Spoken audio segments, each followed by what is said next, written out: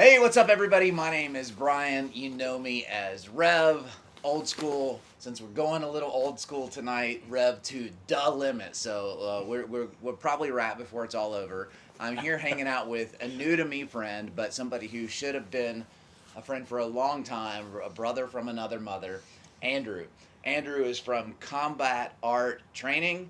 He is also the owner of a pretty cool training company, which is that, and a YouTube channel. But also, he makes some really, really awesome nylon gear that we'll get into, I'm sure. But that's not really what this conversation is about. It's not going to be go buy this stuff. That's okay if you do go buy this stuff. In fact, I'm definitely going to say that someplace in the line, but that's not the point. The point is going to be two guys with different backgrounds, different lives, different worldviews that have come together and have had a conversation. We don't know where it's going to go because we have no script in mind, but I do think it's going to be interesting. So I want to thank you, man, for coming. Yeah, Thanks thank for you. coming. I really appreciate it. We're not, if you notice, not on Zoom. He's not in front of a computer in a different state, and I'm in front of a computer in this state. We're in the same room, and that's really cool because I'm over Zoom, to be honest. I mean, I'll do it, but I'm glad. So, what's up, man? Tell the people. By the way, I just started calling the channel Ammo Mountain not long ago, and I decided a few weeks ago, you know what? I'm gonna call them something. So I'm calling them Mountaineers. Mountaineers. They might not know this, but I was born in Charleston, West Virginia, in Charleston Memorial Hospital. So wild, wonderful West Virginia has like my heart. I don't care if you cheer for WVU or not, but I love the mountains. And I have a lot of experience in the mountains that have been like formative, life-forming moments for me. So I love the mountains, and something about the hills have always called me. So I'm calling you guys Mountaineers. If you don't like it, recommend something in the comments, and we can have that conversation. But I'm probably going to be like, just deal with it. Just deal. Yeah. All right. So I am actually rocking a fanny pack right now that Andrew made. Andrew, maybe we can jump in here.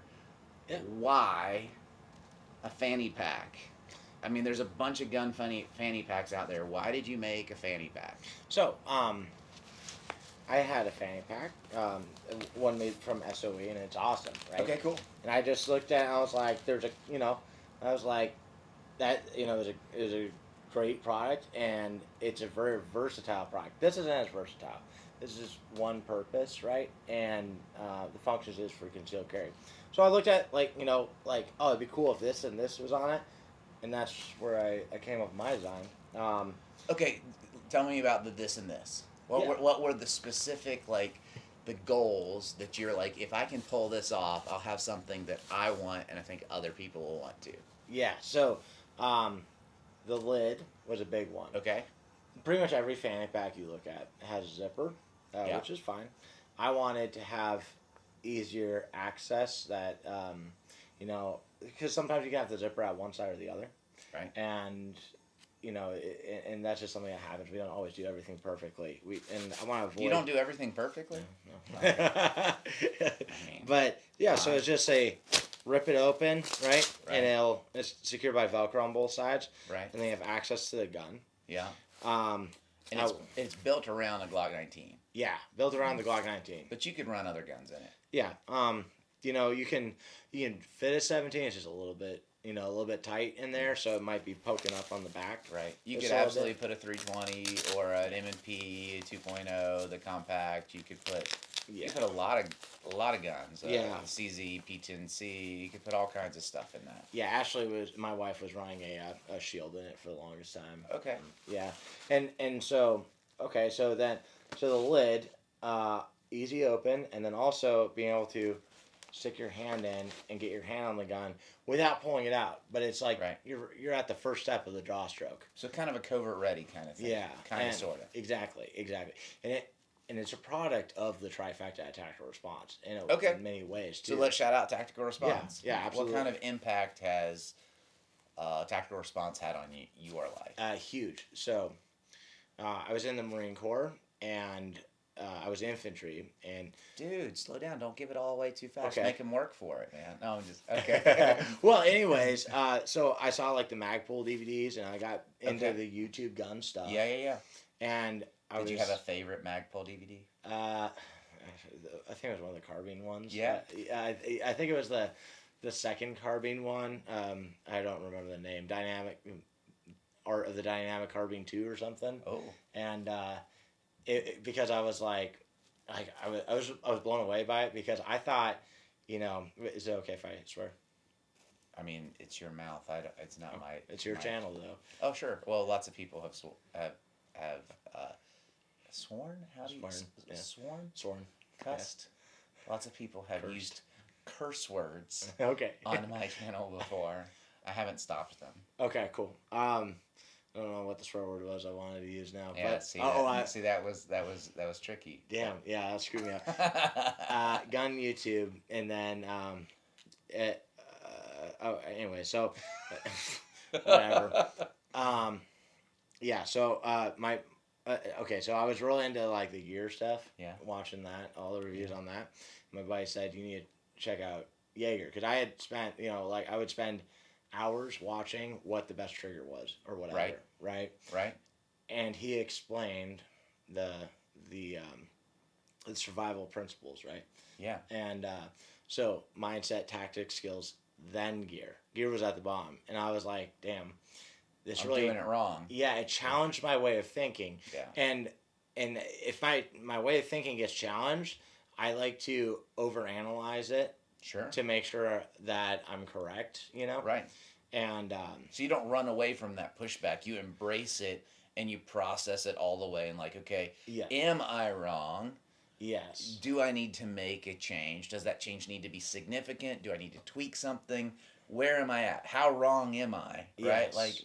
Yeah, that's good, because most people just live in a deluded state. Yeah, If in they a don't bubble. like something, they shout it down. In fact, that's what somebody's going to do in the comment Yeah. section of this video. Yeah. They're not going to like something that's said, I guarantee it, and then they're going to shout it down because they know it all. yeah, do that a bunch. It helps Yeah. the algorithm. Yeah, Thank please. Hate all you you. want. Check out my Don't Buy 300 Blackout video too. But yeah, so and it's finding truth, right? It's Yeah. something that we've talked about. There is such thing as truth, and you want to align your truth with that. There's their truth, your truth, and the truth. Be Yeah. aligned with the truth. So it changed my mindset. Are you a preacher? No. That sounded very like preachery. I don't want to say it in like around you, but like I've thought about how cool it would be to be one someday, Mhm. but like I have no concept of what I'd have to do. Mm-hmm. I don't know. I watched the Machine Gun Preacher movie. Uh-huh. It was Gerard Butler. Machine gun Oh, okay. Yeah. And I was like, man, that's pretty cool what he did. You Yeah. know? But yeah. So You met Thomas, right? which one's Thomas? Thomas, first night he came with me over to Matt's house. I'm trying to remember. He's the guy that had to leave right as we were starting the live stream. Oh yeah. I remember. So Yeah. he's in my residency program. Uh-huh. So like that's a straight up apprenticeship. That's somebody that's saying, I think this is what God wants me to do.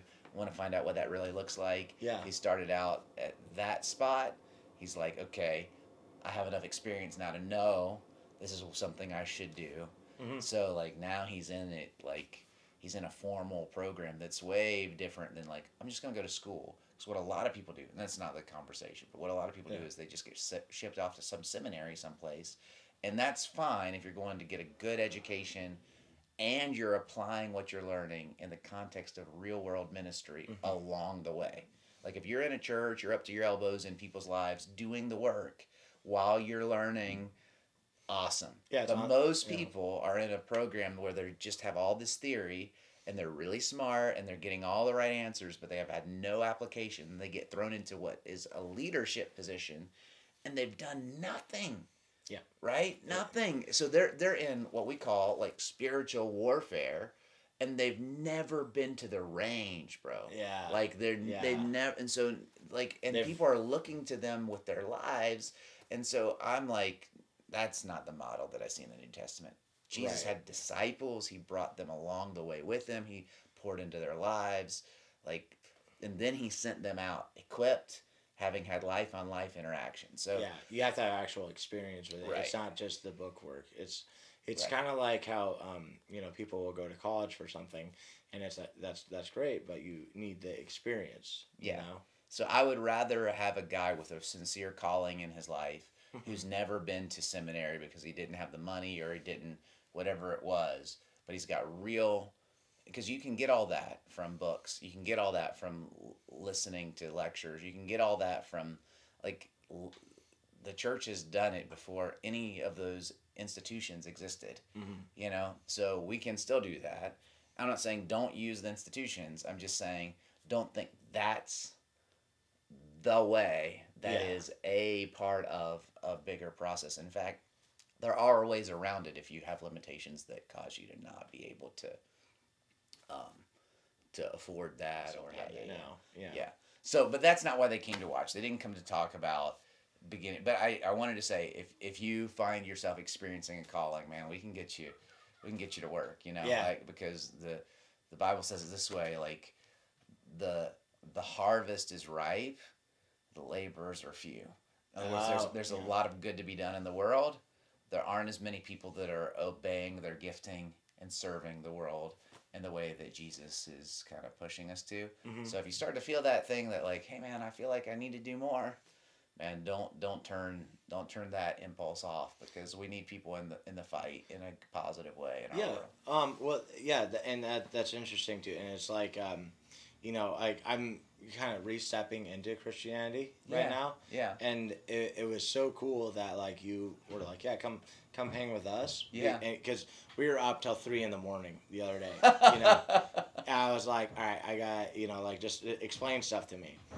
And it was, and this is why I love Rev and like and so many like the guys up here prepared Patriot. Yeah, we should set it up. Where are we at? So if you don't know, and you probably do if you watch the videos, I recently moved out of the city with my family, and we bought some not a lot of land, but we bought a little bit of property and remodeled a house near some places that I've been training for a while now, over a year, not a long time. Been training with some folks and in North Carolina that have a training company called Prepared Patriot.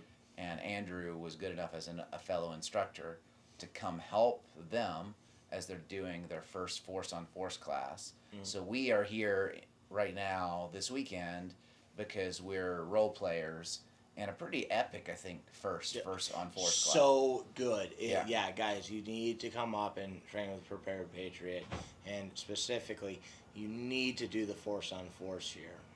You need to.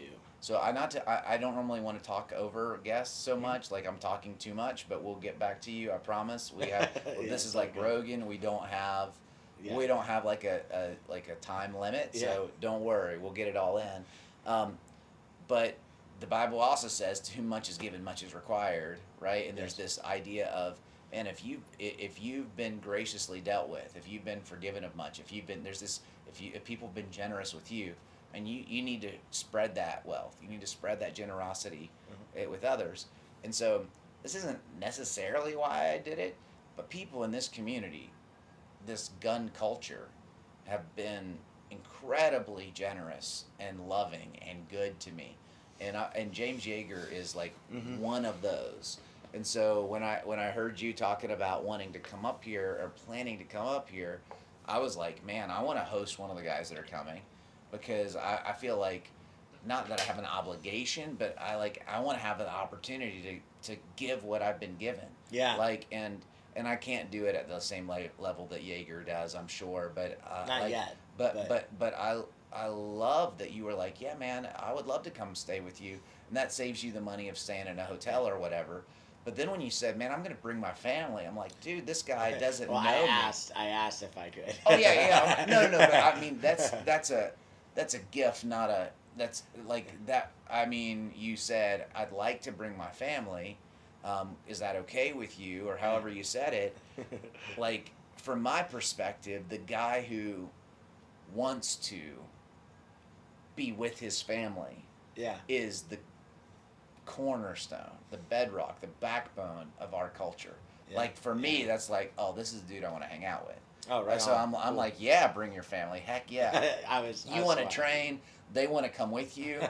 this is the right thing. Yeah. You know, this is the way it's supposed to be. Because so many dudes are like, I want, and look, everybody needs a break from, they need alone time. Oh. I've gone and trained and left my family at home. I'm not throwing off on anything, but like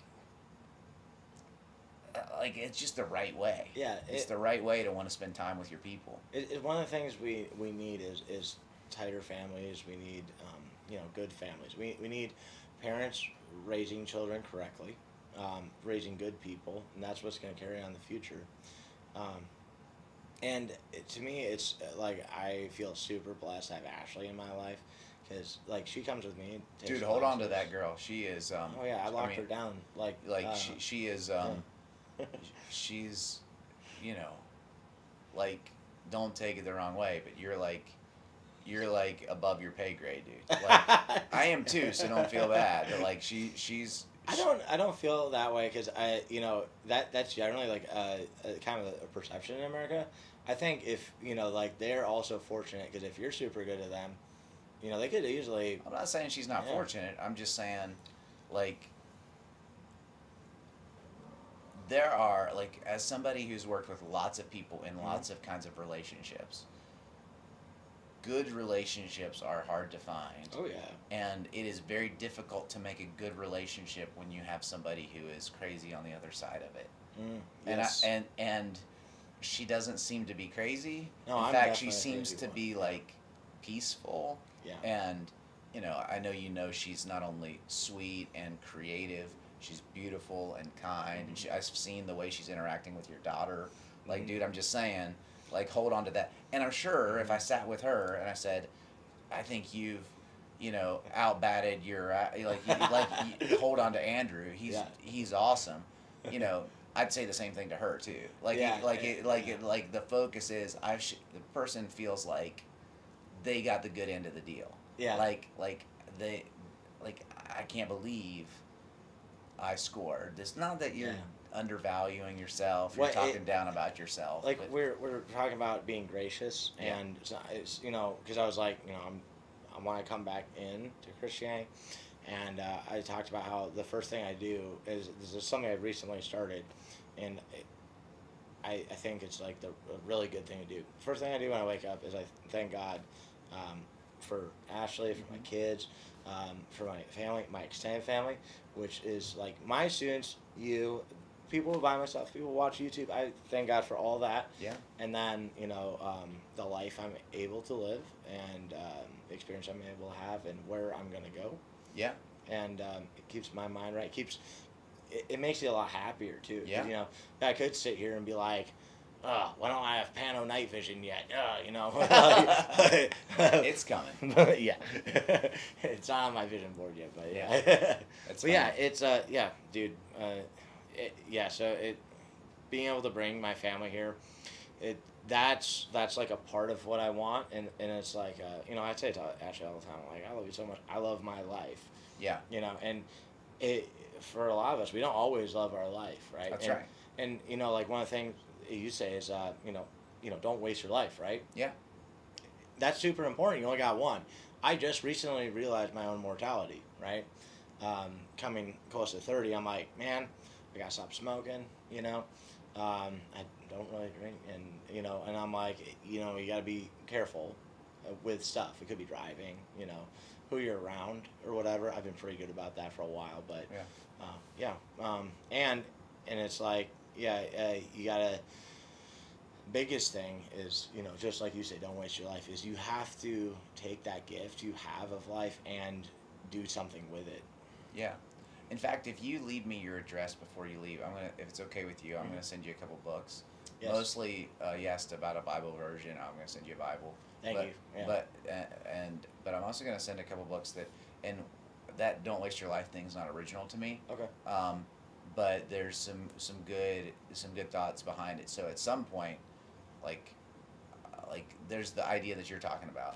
There's even a deeper idea to it for me, but it's a whole like philosophical. Like, you would get down with it, and they might get down with it, but not really the video for right now. But don't definitely you're purposed. You have I think you have all kinds of opportunity and freedom in life, but you have like a purpose. Yeah. And if you live your life outside of that kind of ultimate purpose, it's going to be an unsatisfied life, which is a kind of wasted life. And so we're gonna like at some point I'd love to have that like conversation. Yeah, that I want to do a bunch of videos with you, and Okay. let's like make that one of them. Like, Okay, that'd that's be cool. Super cool. Yeah. But yeah, so. So you let's know, get back to this thing you were talking about. So you wanted it to have easy access that you could kind of do covert ready, or you could rip it open, right? Or one-handed. One-handed, right? And you wanted it to have a place for magazines. Yeah. So it's made to fit Glock 19 magazines. Yeah. But also, special for my wife, Shield mags. Okay, so right on. Single stack mags too. Yeah, cool. And now this is actually the version 2. Max, our friend, who kind of Max is on. Go subscribe to him. Yeah, check out Max's Path on YouTube. He's the one who brought kind of networked me into here because he bought this and did a review and brought it here to take their medical class. Okay. And they had some things they were like, hey, this would be cool and this would be cool on it. So I went ahead and upgraded it, made it better. Yeah. And that let's see. I think this was the main thing right here. Was this is elastic, and then it's over 1-inch webbing. So you can molly on a pouch, or you can stick a flashlight in there. Yeah. Or tourniquets. Yeah. And then, because it doesn't look tactical. Yeah, I try to for the EDC stuff like the backpack and the fanny pack. I try to not have it scream tactical. Yeah. Although I love woodland and Sure. black, so Yeah, I that's all cool, but and it's hard for me to be like gray man myself. Like I think it's a joke honestly most of the time. Like, sure. It really depends upon the environments that you're frequenting. Yeah. Right? But there are environments that I frequent that it don't need to be like look, people if they want to really get I'm on YouTube right now. I'm not a gray man. Like it's a lot of things that I do scream gun culture. Yeah. But the person that doesn't know me that meets me on the street doesn't need to know. Yeah. Well, that dude probably has a gun on him. Yeah. And especially in a lot of the environments that I'm going into. Yeah. I always think it's funny when I used to work at a gun store and people would be like, I don't know about that gun. It's gonna print a lot. And like, dude, you're wearing combat boots, a ground style shirt, and a thin blue line hat. Yeah. Like they know. Yeah. And you also have Glock stickers all over your truck because you want people to steal guns out of your car. Yeah. Which I'll never do. I'll never put a gun sticker on my truck. Stuff. But Okay. so that the other big thing. Yeah. That was like, hey, this would be sick. Is scuba webbing on the side? Yes. And this is that makes a huge presentation difference. Oh man, it's one of the first things that I noticed when I got it all actually set up how I wanted it. Not yesterday, but today when I put the holster that's in it. I put the Velcro on it so that I could like put exactly how I wanted it to, and then got it adjusted correct for my waist. I was doing some presentations here in this mirror, and it was like, oh, this is working beautifully. Like, and I'm thinking like summer's coming, like beach kind of stuff. Like, when you're like, this would be balling. Like full on. I'm gonna zoo dat. I never thought I'd be rocking a fanny pack, but here it comes, yo. Here it comes. I think it's like it could be one of those steps in like of things you do as a father, like. Step 1 is losing your mind over the thermostat, Yeah. Like saying that thing to your kids, like, look, how long are you gonna open the refrigerator? Are you trying to like cool the whole house with the refrigerator? Just close the door until you know what you want. Like whatever. That's I know what to do. Yeah. Whenever I go to my mom's house, she never has food in her fridge. Yeah. So I open the fridge, I look, and then I close it. I come back 5 minutes later, I do the same thing, expecting different results. Really, it's definition of insanity. The slice of cheese in there looks more appealing the second time. Yeah. Well, cheese is better with age. Yeah. Yes. That's right. So you gave it a little bit of aging, and you're like, it's time to consume this joke. Yeah. So the scuba web, it makes it hold better on your body. But the reason why I want it was one-hand manipulations. So being able to rack the gun off the webbing. It's funny because like lots of times when I've been in classes, they're like, you can rack it off the wall and stuff, and like yes, you can.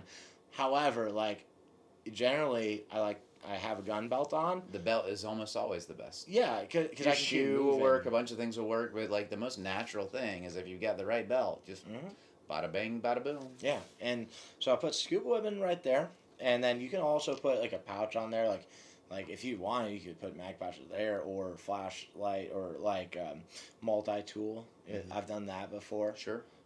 Yeah, and then our thing is carrying medical. So like this one, I wish we could buy them still, with all the stuff. But the Recon Medical Bleed Kit. Yeah, was kind of made for that size. Yeah, and I could fit it all in there. Now I wouldn't like. I would put tourniquets on the side, and most people can't recognize a tourniquet anyways. Sure. And it doesn't necessarily, if you're carrying a tourniquet, it's not necessarily because of a gun thing. Yeah. You know, like, Yeah. It's a pretty good giveaway, but it's not necessarily. Yeah, I mean, people recognize a gun shirt before they recognize a tourniquet. Oh, for sure. Yeah. You know? So, and then there's a kangaroo style pouch. So that's for your phone and wallet, you know. Are you old enough to know the kangaroo shoes, the Ruse?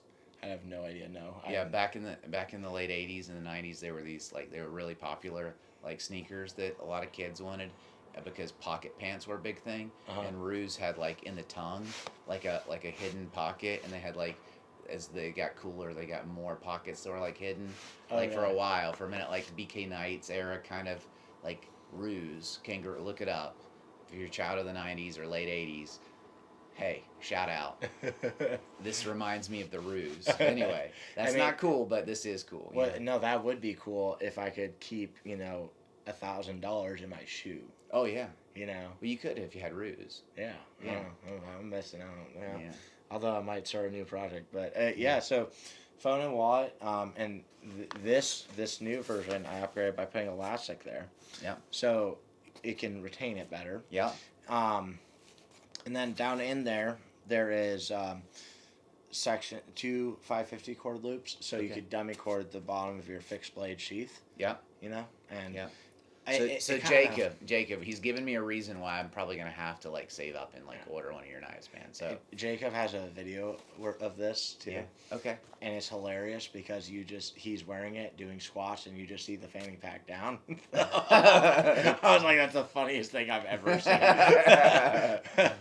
Jacob is awesome. Yeah.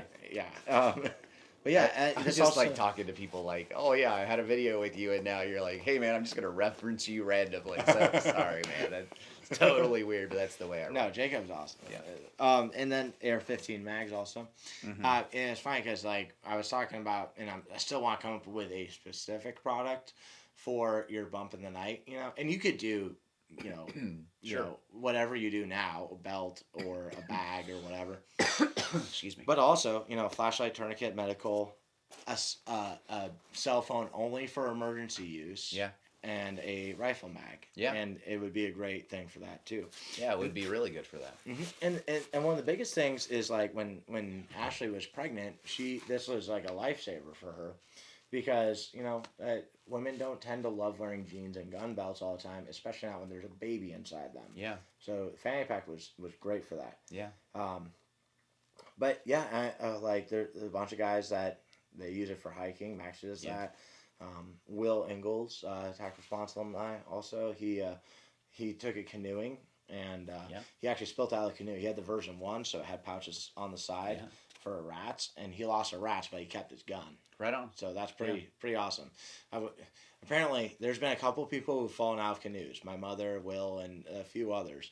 So apparently, you'll fall out of your canoe if you wear this. But well, if you get in a canoe, you're likely to fall out. If you don't have very much experience with it, and sometimes even if you do, it's not hard to make there's a reason why they call them tippy canoe. Yeah, and the good thing is there's a drain hole on the bottom. Okay. So the water will fall out. Right on. Yeah. My Mad River needs to see some time with this. Yeah. So this is the product that I've made that I'm that's the most the best design, most unique design. Is this the thing that at this point you're most proud of?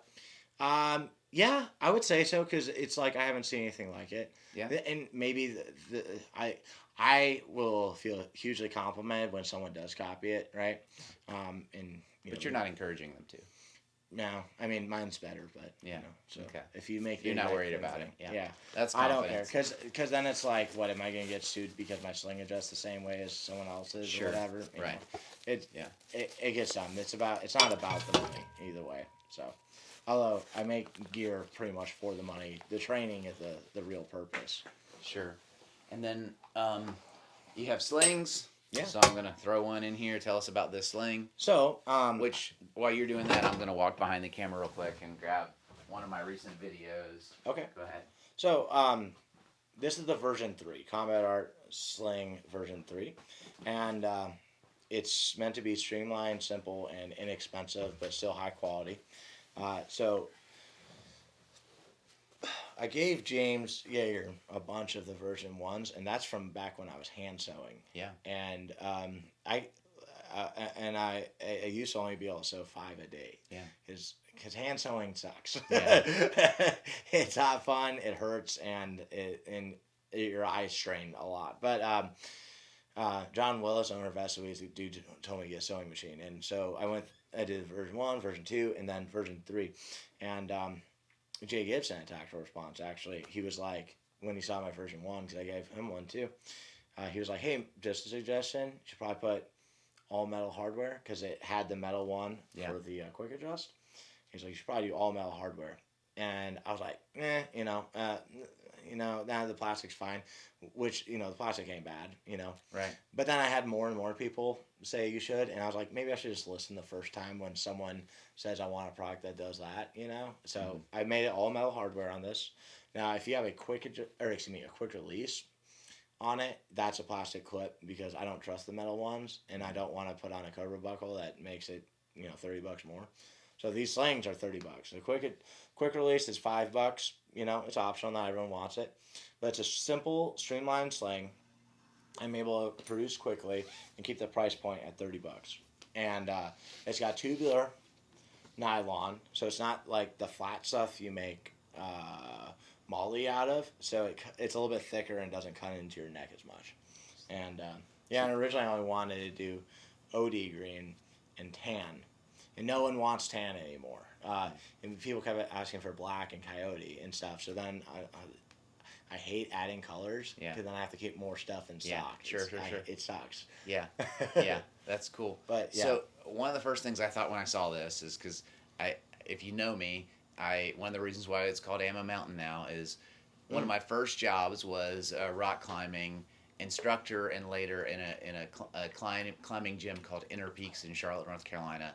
It was really my second job other than my lawn mowing business, and they had a program called Outer Peaks where I would do corporate team building and take college groups and high school groups and stuff out to local mountains and set up anchors and keep everybody safe while we taught them how to climb. And they were learning to climb in the gym, but then we were taking them to small, relatively accessible mountains like Crowder's Mountain and Pilot Mountain and Stone Mountain and New River Gorge, and simple places to give people an adventure experience with a seatbelt on. They're not doing it without professionals. And by the way, if you're gonna do something like everything else, if you're gonna learn to ride a motorcycle, go take a class. If you're gonna learn to do something like climb a mountain, take a class. You can learn from a friend, but it's kind of like I learned to shoot from my grandfather, or I learned to shoot from my uncle, and where did they learn that? Who was in the Marines, since you're here, and fine, but take a class. Yeah. You'll go farther faster. So anyway, I was an instructor and a coach for a climbing team, and they call a guide. I think when I think guide, I think a whole different level than what I was doing. So I'm not going to use that word, but I kept people safe in the mountains. So I since then have for years kept tubular webbing because it's super utilitarian for all kinds of tasks. If you can make a climbing anchor with it, you can also do other things that require something that's light and strong. And so I find a use for climbing webbing all the time, which this is ballistic webbing, It was mil-spec. Mil-spec webbing, Tubular, right? yeah. Tubular webbing. It still had the same dot. I think that's just the same thing in OD. It's the same thing. Yeah. And so like in same weighting. I mean, I'm positive. Yeah. So the first thing I saw when I saw this was, in a pinch, if I'm on patrol and I need to go down a mountain or I need to set an anchor, I don't want to get rid of my sling. Yeah. But I could absolutely take sections of this. I wouldn't want to have the buckles in there, but I could take sections of this, and I could make a functional anchor in many situations. Now, this is not a lot to work with, but in a pinch, I could safely get down a mountain or get up a mountain, and I was like, hey, this is cool. So most of my slings, I would never trust my life to. Like to weight myself. I just don't know what their spec is. I don't know, like, I wouldn't do it. But this, not that you would, I mean, when would you ever be in the situation? That's where my mind went. I'm not gonna, like, I'm gonna have this, and so I don't, and if I'm going down, I don't want to leave my gun. I'm gonna have that's where my mind went. I'm like, hey, this is the right kind of webbing that if I needed to, I could tow a truck with it. Yes. Like, I could, there's a lot of stuff that I could do with this because I know what this will do. I have experience with it. So for me, an old rock climber, or old for rock climbers, I'm 41, I'm not old, but, like, rock climbing can be a young person's game. Like, it shouldn't be, but it can be. Man, I was like, this resonates with me. This is really cool. So I liked this way more than you probably realized. Take another sling and just try to do all the stuff that you could do. I mean, I guess I could do a video of EDCs. like pulling the Tacoma with your sling. Yeah. Like, I could do a video of, I mean, if you don't, do it. I could do a video of, like, rappelling out of a tree or off the top of a mountain on your sling if you really, I don't really want to, but I could, It'd be cool, and if anything, then also do videos with that bundle of webbing on how you, because that is something I've been wondering, because there's, like, Green Berets and stuff that are like, I keep tubular nylon, and it's like, but I haven't seen why or what they use it for, so that'd be sick. Sure. But I'll leave a couple more slings here for you. You don't need to do that, man. You gave me 2. That's awesome. I'll buy the rest of the ones that I get. Yeah. I actually have a sling on all my guns, so, like, I'm still trying to figure out what I'm gonna. Well, I want my sling on more of your guns. Yeah. There you go. Yeah.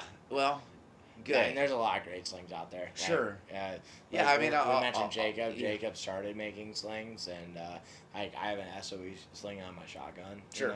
Yeah. There's a lot of great ones. Do you have a single point sling? Yeah, that's on my shotgun. Yeah. Yeah, the bungee. And that's another thing. Like, I may figure out a bungee sling in the future, but really it's like just buy the SOE one. No, I meant, do you make a single point sling? Oh, no, not yet. I wanted to make a bungee dog leash, though. Okay. I think that'd be cool. Yeah. That would be cool. Okay. So, check out lots and lots of products. I think backpacks are a big seller, I imagine, for you. Yeah, people really like it because my UDC small backpack, which is upstairs right now, but it's But there are lots of videos about it. So yeah, it's okay. just watch my channel or go to the products. Yeah, go subscribe right now, and then come back here. But go subscribe right now. Combat Art Training. Look at your video with Kayla at Tactical Response. That would be cool. Yeah. We're working on a backpack for her. I just got a list, and that's pretty soon on it. Shout out, Kayla. What's up? Yeah, it's been a Kayla's minute. Awesome. Thanks for teaching me immediate action medical. Haven't forgotten about you, sister. Love you, mean it. Okay. Yeah, I want to take that class again. Actually, Yeah. It was great. Yeah. She's an awesome instructor. Yeah. And no offense to anybody else, but reminds me most of her dad of anybody on the team up there. Yeah. So like I'm just like, I love James, and Kayla reminds me of him in all kinds of ways every time I'm around. Yeah, her. and she's so helpful. It's like she, Ashley and I, we have called her so many times asking for like baby advice, specifically within medical, because it's like you if you just go to a hospital and you're worried about your baby, it's I don't personally believe that the people working there have a vested interest in the welfare of my child as much as my extended family, like Kayla and yourself, Yeah. So let's play a quick game. Okay. We'll call it this or that. Okay. Okay. So like I'm gonna this or that, and you just pick the thing that you would you would select in that situation. Okay. All right. Okay. Okay. Yeah. So it's going to be completely random. I'm not psychoanalyzing you. Okay. So just shoot. Do it in the comments. Shoot from the hip. Okay. So, Eminem or Snoop Dogg. Oh, Eminem. That's the guy I listen to a bunch. Okay. I want to get into more Snoop Dogg. But it's okay, like so you're racist. All right. No. No, I just don't like Martha Stewart. Okay. Have you seen Snoop's Animal Planet? No, I don't really watch much TV. Okay, YouTube. You gotta see Snoop commentating Animal Planet videos. Okay. So like a crocodile eating a gazelle. Oh, like it's stoned out of his mind. Oh snap! Like you gotta hear Snoop and specifically Snoop and Martha Stewart. Yeah. It's worth it. Even if you don't you gotta do it, man. Them two together on the roast of Justin Bieber was Come on, son. Was hilarious. Yeah, good times. All right. Hatchet or machete? Totally different tools. So if you had said tomahawk, you can just take one with you. But it'd be machete because I've been doing knife training with John at Force 4 training. It's so gangster because we're basically knife fighting each other in a shed while listening to new metal. If you haven't figured it out yet, we're living in a gangster's paradise. If you haven't figured it out yet, no shit. America, we're living in a gangster's paradise. But he showed me some techniques for fighting with a short sword. Okay. And we were talking about different awesome machetes. And actually, I have a friend who's made some, and I want to get one. Keep talking. But yeah, knife training. If you're in Florida, go check out John at Force 4. Show us a technique of fighting with a short sword. Oh God! Well, this is sharp. It's a super cheap. Sharp.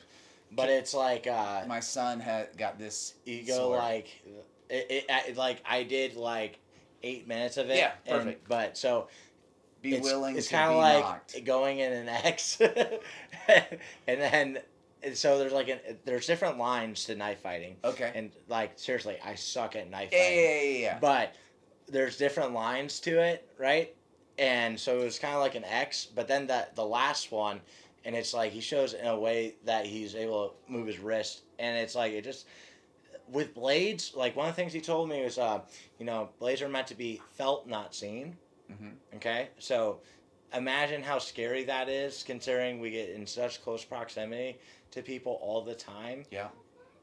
So so it was like an X pattern, and then he came in, and it was just I don't even know how it happened, but it was it was facing like this, but then all of a sudden it was coming, whoosh, and it was I don't know.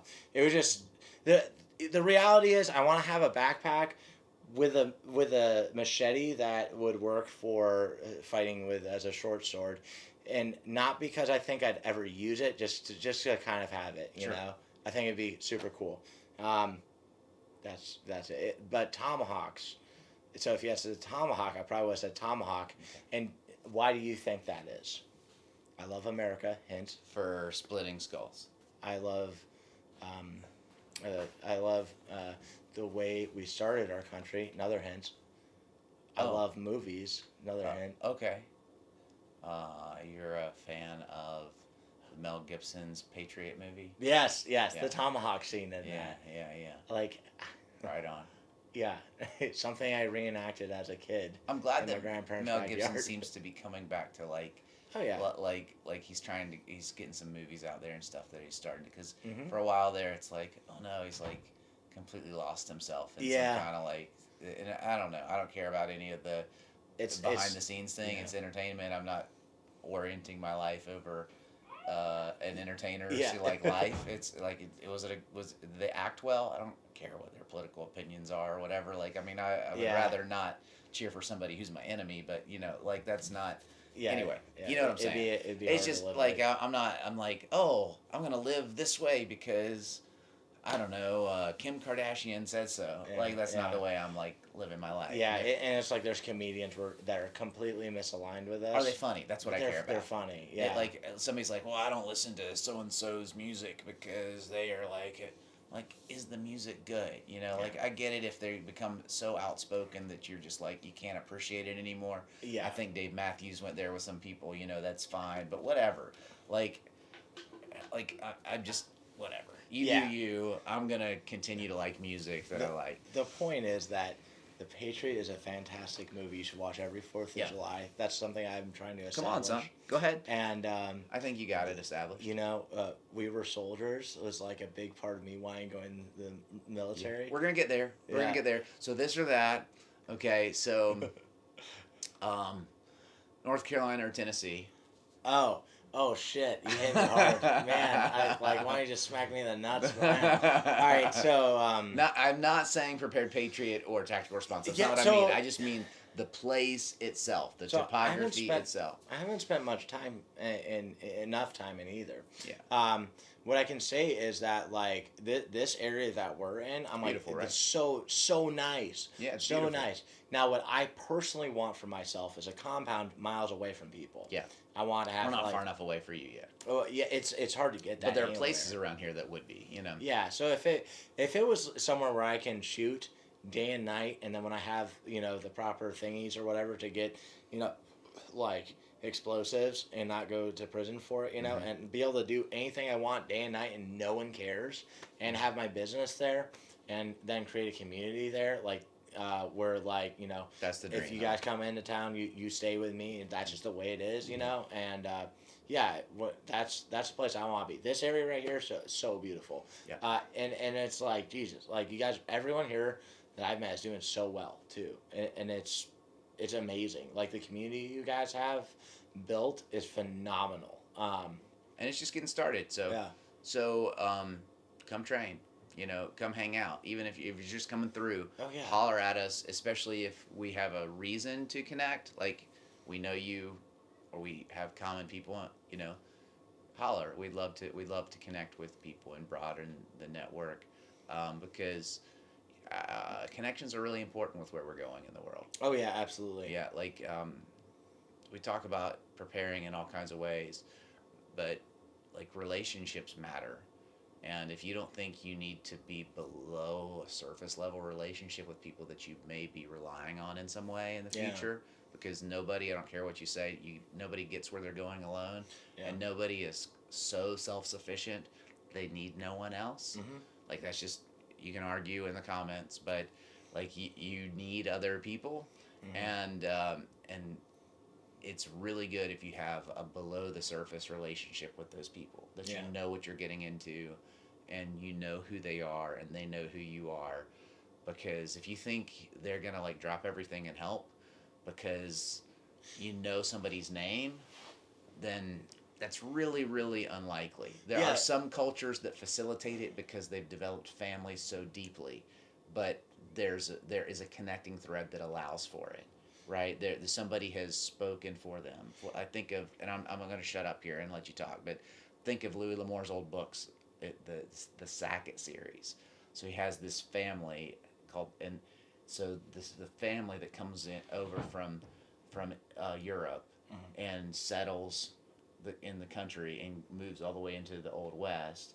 They have pockets of their family all over the country.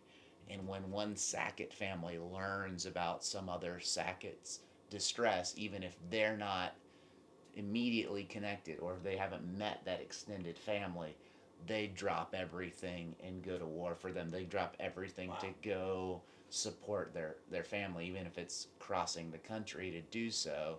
Like they have built from the old forefathers' original instructions that he taught his family, like you have this, like being a Sackett means this. Wow. That like and so that resonated with me when I read his Western books as a kid. There are some cultures, and I think the gun culture is one of them, where if you're really a part of us, if you're really in, you can kind of smell that, you can kind of sense that, and that means something. Yeah. But if you are, I'm gonna know somebody at this point that knows you. Yeah, it's like I hate it whenever someone says, "Oh, I do the same thing you do," or "We do the same thing." I'm like, and it's like you maybe Well, especially if you've seen, you know, and you understand, and you're like, don't say that, you know. Like you do, like I'm not against what you're doing, but it's not the same, you know. Mm-hmm.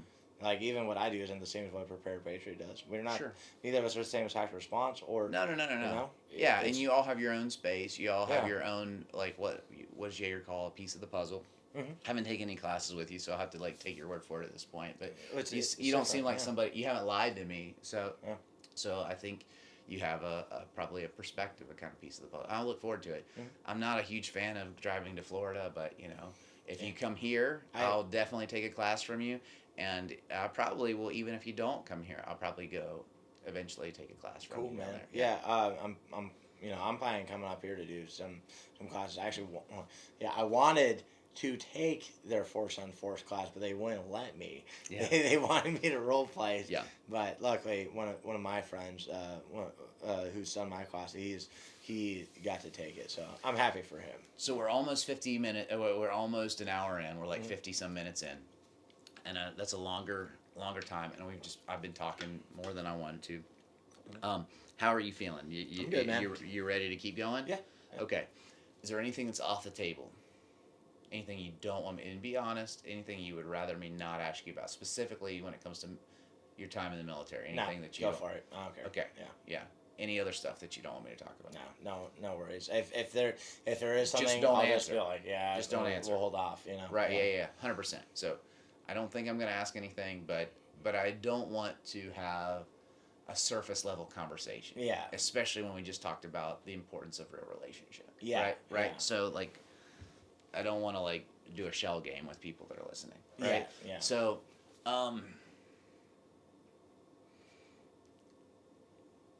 you are a Marine. Mhm. You joined the Marines what year? 2011 is when I went to boot camp. I signed up, I think, in like October 2010. Okay. And you were how old at that time? I was 19 in boot camp. And the catalyst for that decision, which is a big decision in your life, was what? So it was it was the way I grew up. Like, I played football and I did a little bit of wrestling, and and it's funny because there I see people are so into it, they're passionate about that. Right. That wasn't me, It just didn't stroke anything for you. Yeah, I loved football in middle school, and other than that, not really. Yeah.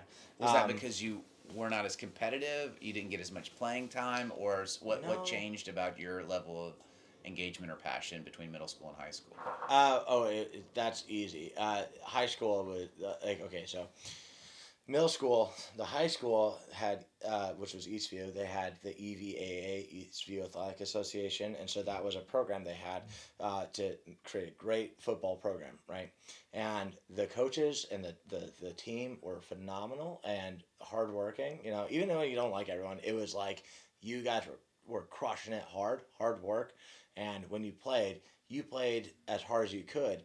When I went to high school, it wasn't like that. It felt like a joke compared to it. Yeah. And when you lose a game and you know that no one worked as hard as they could, and then people are goofing off afterwards, and then you have to go run and touch the water park, and get slayed for hours because you guys suck so bad, and then they still don't care.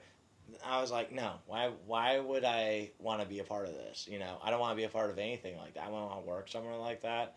I don't want to, yeah. So that's why. Middle school football was awesome. But, so growing up, my dad was, he was Marine Corps Aviation, and then he went, and then Marine Corps and everything was going, like military was downsizing. And so he went and joined National Guard in Minnesota, and he was aviation there, mechanic for both. And then he went Air Defense Artillery, and then he went deployed to Iraq.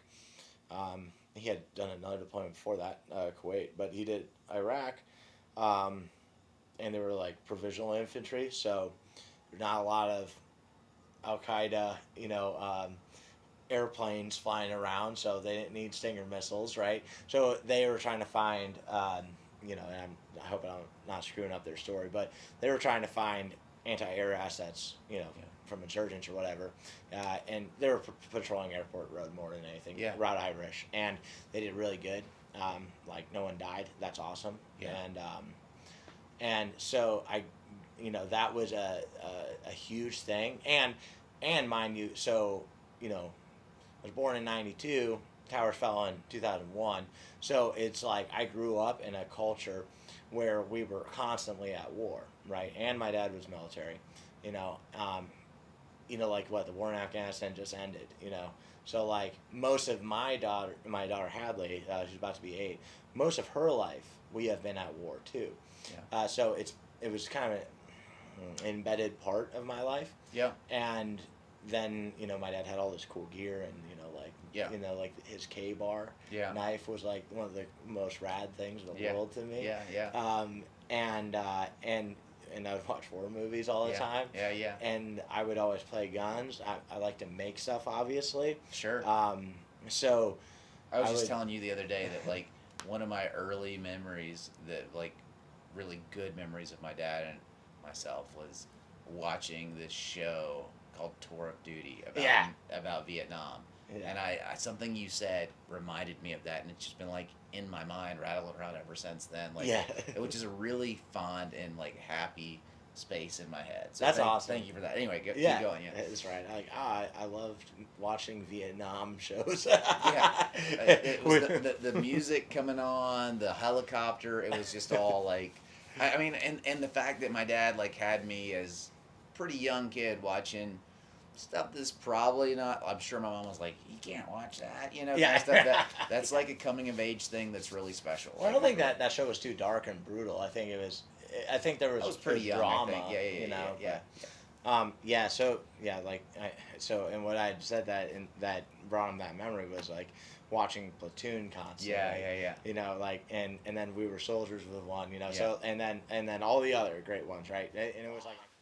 And we're back. After these messages, we'll be right back. Yeah, it literally happens to me all the time where the camera dies. But the stupid batteries. Well, the thing is, when my battery dies, it's my fault because I did too many takes and I didn't just go with the first one. Well, it's my fault because I talked too much in the beginning. But it's also like batteries should last more than an hour. Yeah. Anyway, I like the second video I think I've done since I replaced the batteries in the camera. That seems kind of janky. Yeah. But anyway. So anyway, we're talking about what led me to join the military. Yeah. So again, grew up in war basically, considering America was at war. Not that like it was dangerous for me, but and my dad was military, and so I got to meet all his friends. I went on deployments and stuff. Growing up, I watched all the war movies, and I used to make like toy guns. Like out of wood and paper towel tubes and stuff, and duct tape and 100-mile-an-hour tape, which is like fancy green duct tape. Yeah. And I just LARP before Gorilla Tape. Yeah. And I just LARP alone in my grandparents' woods. That's what boys are supposed to do. Yeah, I wish there were other kids in that neighborhood. We shot each other with BB guns. It's what you're doing is probably better. We're like, let's play war, and we're like, oh no, we're sending each other to the hospital. Like anyway. Yeah, we got airsoft guns en masse. I don't know if airsoft. Anyway, go ahead. But yeah, so I grew up with that, and my dad went to Iraq when I was in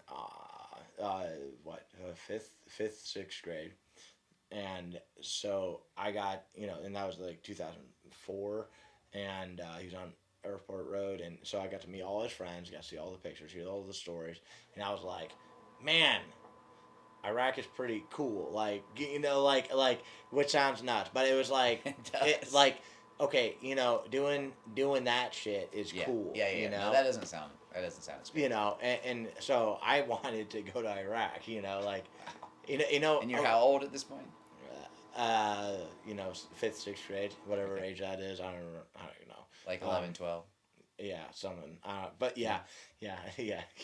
But and then he went back to Iraq again when I was in high school, and it was like just military stuff just always seemed cool to me.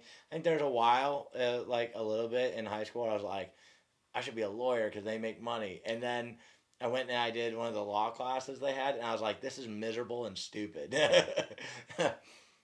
But and so in high school, I was like, I didn't want to get out. I didn't want to go to college. Okay.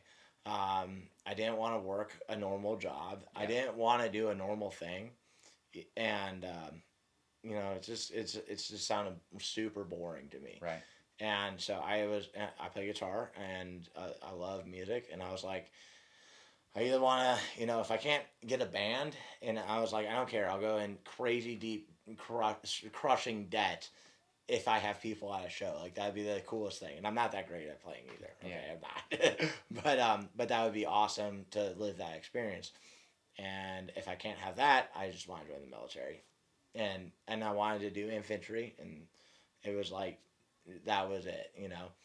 And so, funny thing, I got in trouble because I got caught smoking weed, right?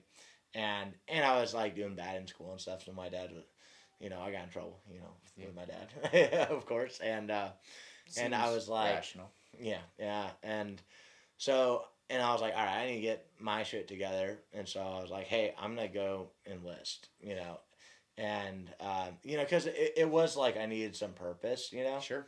like I recognized that, and it was something I wanted to do from an early age, anyways. And I only wanted to do infantry, and so I was actually set up. They had what was called the GRAP bonus, I think, in the Army, and so What does that mean? It's where it's their pyramid scheme. If I recruit 2 people, I get $4,000 or something like that, Okay. or like $4,000 a pop, for each person I get to enlist. Okay. And because I have a family friend, like my dad was a recruiter, and we have a family friend who's known me since I was very, very young, who was still a recruiter. I would have gotten GRAP bonus $8,000, Yeah. and which if you're watching this like 4 years from now, that probably buys you an apple. Yeah. But and then I would have gotten E3, so not E1, the bottom rank, but 2 up from that, out of boot camp, whatever job I want, any duty station. He could hook it up, and so I was like, I'm gonna do that. And it was funny because my dad's like, first I want you to go talk to Marine Corps, right? And he had done Marine Corps and Guard, and Guard has a lot of Army culture, and people knock the Guard all the time. I was gonna say this. There's a lot of badasses there. Don Edwards, have you trained with him yet? Yeah. Green Line Tactical. No. He was Guard after he was Rangers. He was Special Forces in the Guard, and like there's a lot of Rangers and Marines and recon dudes. Like lots of them that are in the Guard. So. Sure. Yeah.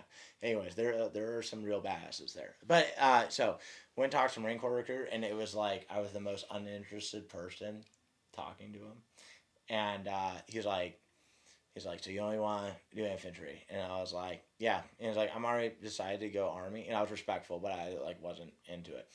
And I was like, I already decided I'm gonna go Army, but I was told that I had to come talk to you first, so I am. And he was like, he basically put it in my mind of like, all right, well, so you're going to be infantry and you're going to be up at the front and it's going to be the most dangerous thing.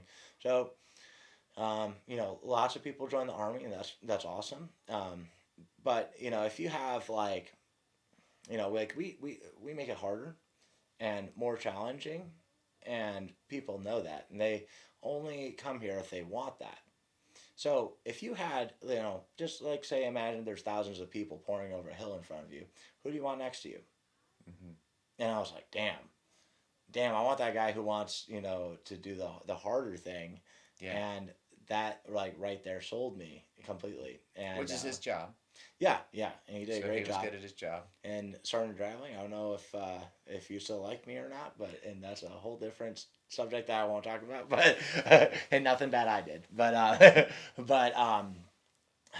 he's a great dude. And actually one of his friends was my senior drill instructor in boot camp, which is cool. Cool. But yeah, so I ended up joining. It was funny because my dad, whatever reason, he didn't want me to join Marine Corps, it didn't make sense. And we there was some conflict going on because I'm a teenager and he was fresh back from Iraq, and so lots of stress in the house. Sure. And he basically said like he was real mad about me wanting to join the Marine Corps, and because I think it's because he wanted to help by having this connection that would hook me up so well in the Army. Right. That would set me on such a great path, and be so well taken care of. And I was just saying no to that. Yeah. Because because I didn't. You know better, and you know everything when you're at that age in life. And I recently kind of don't do that anymore, but I still do it so much. Yeah, sure, I sure. totally do. Sure. But yeah, so it basically came down, and big thing. I wanted to do infantry specifically because I was like you could do this and you'll learn these skills or that, and I'm like, dude, I might as well be a civilian. Like if I'm going in, like I want to go all the way. You know, no disrespect for not an infantry dudes. Like I don't care about that stuff, but I wanted to do infantry, and so he was also upset by that because I didn't want to do something that made sense for having a career later. Sure. And and so it basically came down to like, well, I'll kick you out of the house if you join. And so what did I do? My mom didn't want me to join either. To get out of school, because I had a lot of absences, and if I got any more without being called out by a parent, I would like fail that trimester or whatever. Sure. So this is one time I lied. Okay. Sure. I lied to my stepdad to get him to call me out of school. I don't remember what I said to get him to do it, but I was like, hey, I need you to help me, and he did. And so I snuck out, and I enlisted. Yeah. And and things with my dad are fine and everything, Yeah. but Yeah. it was like a whatever, I'm doing it sort of thing, and I did. And and it was, military's great. Right now, I don't really recommend people join. If you feel it's what you need to do, it's what you need to do. I don't, but things have changed, and there are things that are being forced on the people in there, that I don't think is right. And you don't have to join the military to serve your country. Just start by being a good person, So your job in the Army, I think it's an MOS. I'm not sure Yeah, what you call same it. in the Marine Corps. In the it's MOS. MOS, yeah. Okay, so your job was what in the infantry? 0311 rifleman.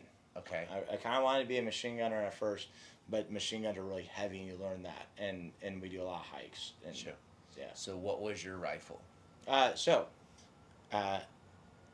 Usually when you're a boot, which means that you're a new Marine, fresh to your unit, you have not deployed yet, you get an M16A4 at that time. Yeah. 20-inch barrel, fixed stock, and they're actually nice rifles. A4, not M4? A4. So M16, 20-inch barrel, fixed front sight. Oh, 20. Okay. Yeah. And nice. So that's originally what I had. And then we got spun up to go to Afghanistan pretty quick. And of course, it was like, you're going to here, to here, to here. And we had no idea what we were doing. We just knew we were going to deploy. And then eventually lined up that we would be going to Afghanistan. And I could grab. It was cool. So 20-inch is what this is. This is a Rock River. Mm-hmm. How different was your rifle than... It had a fixed stock. It had a... So that had a fixed stock originally. Yeah, so the fixed A2 style stock, but it's an A4 because it had the flat top like this. It had, we had an ACOG, we call it RCO, Rifle Combat Optic, but it's an ACOG. And the Knight's Armament rail. Yeah. PEC 16s, so that it has the light and the laser, white light and the laser. Yeah. And then they give you the broomstick, the thing you press, and it shoots out the bipods. Yeah. I don't like those. No. I've broken them enough to not like them. How stable is it as an actual shooting platform? Like if you people the design idea is to be able to, if I'm not mistaken, to use as kind of a quasi tripod. Yeah. It doesn't seem so great for that. What is your experience? I like it better than a bag. Okay. And that's about where it ends. And that they break. Okay. But yeah, so that's how it was set up. Some guys would get a grenade launcher. I lucked out and didn't have to do that. But so before we're going to Afghanistan, we were getting ready for it, I realized my barrel's loose. So I could hold it, like, imagine I take the lower off, and I grab it by the upper receiver and the front sight, and I could twist the barrel back and forth. And I went up to the squad leaders. I said, hey, look, my barrel's loose. And they said, they thought it was this noise of the lower and the upper. Right. And I'm like, no, it's not that. Yeah. And I showed and they basically laughed me off. And then I showed my squad leader. I'm like, hey, my rifle is breaking. Yeah. Like, this is a big deal. And I was like, and the IAR was new, which is like the HK 416. Yeah. And it was all the coolness, right, Yeah. at that time. It's a great rifle. It's not as good as it could have been, but like, so I was like, and we needed one in our squad. We didn't have one issued to us yet. So I was like, hey, I want that. Like, I want to give it to me, please. And I need a new rifle anyway, so you should do this. It makes sense, you know.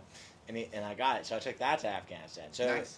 And so the IAR, as we're talking about guns, they set it up totally stupid for the optic. Okay, I mean there's other things we could go into, but whatever. That we replaced the saw with it, the belt fed 5.56, and the saw had the SDO, which is the squad day optic, which is basically an ACOG. Yeah. With a horseshoe and the dot in the center. Okay, 3.5 power. Yeah. The problem is that those have BDC reticles, bullet drop compensators, right? Which are, you know, a fantastic tool. But it's made for the barrel length. Okay. The SDO has one for a 19.5 and a 14.5 inch barrel. And I should do a video on this on its own. So 19.5 or 14.5 inch barrel optic on a 16 inch barrel gun. So they took the most accurate rifle, because they're super accurate, and they put on less magnification with a bullet drop compensator that doesn't make sense. So literally, if you're used to using an RCO that's dialed in for that gun, an M4 and M16, now you go to the IAR, you're supposed to be the dude who can hit the target best, but you don't know how to until you go do the rifle qual or some good known distance range, because nothing lines up. Mm-hmm. And guess what? That's how I went to Afghanistan. I got it zeroed out 100 and I went there with it. Wow. Yeah. So, dude, that's just the way it is sometimes. Yeah. But yeah, Yemen, I didn't even get a chance to zero my rifle in country. What? Yeah, for real. And do you know how high Sana'a, Yemen is above sea level? No, I have no idea. Okay, I'd have to Google it to be exact, but they said 7,000. What? So, one flight of stairs whoops your ass. Yeah. Like, destroys you. Holy cow. Yeah. So, And the humidity is way different. What, temperature wasn't horrible, but... Was that just because they didn't expect you to have engagement, or they No, because I never got to. Most of the other guys got to. I never got to. And I brought it up, but never got to. And the dude that Jacob mentioned it in his video with you, it's just like a lot of times what we do in the military doesn't make sense, right? Yeah. I think he said in your video. Yeah.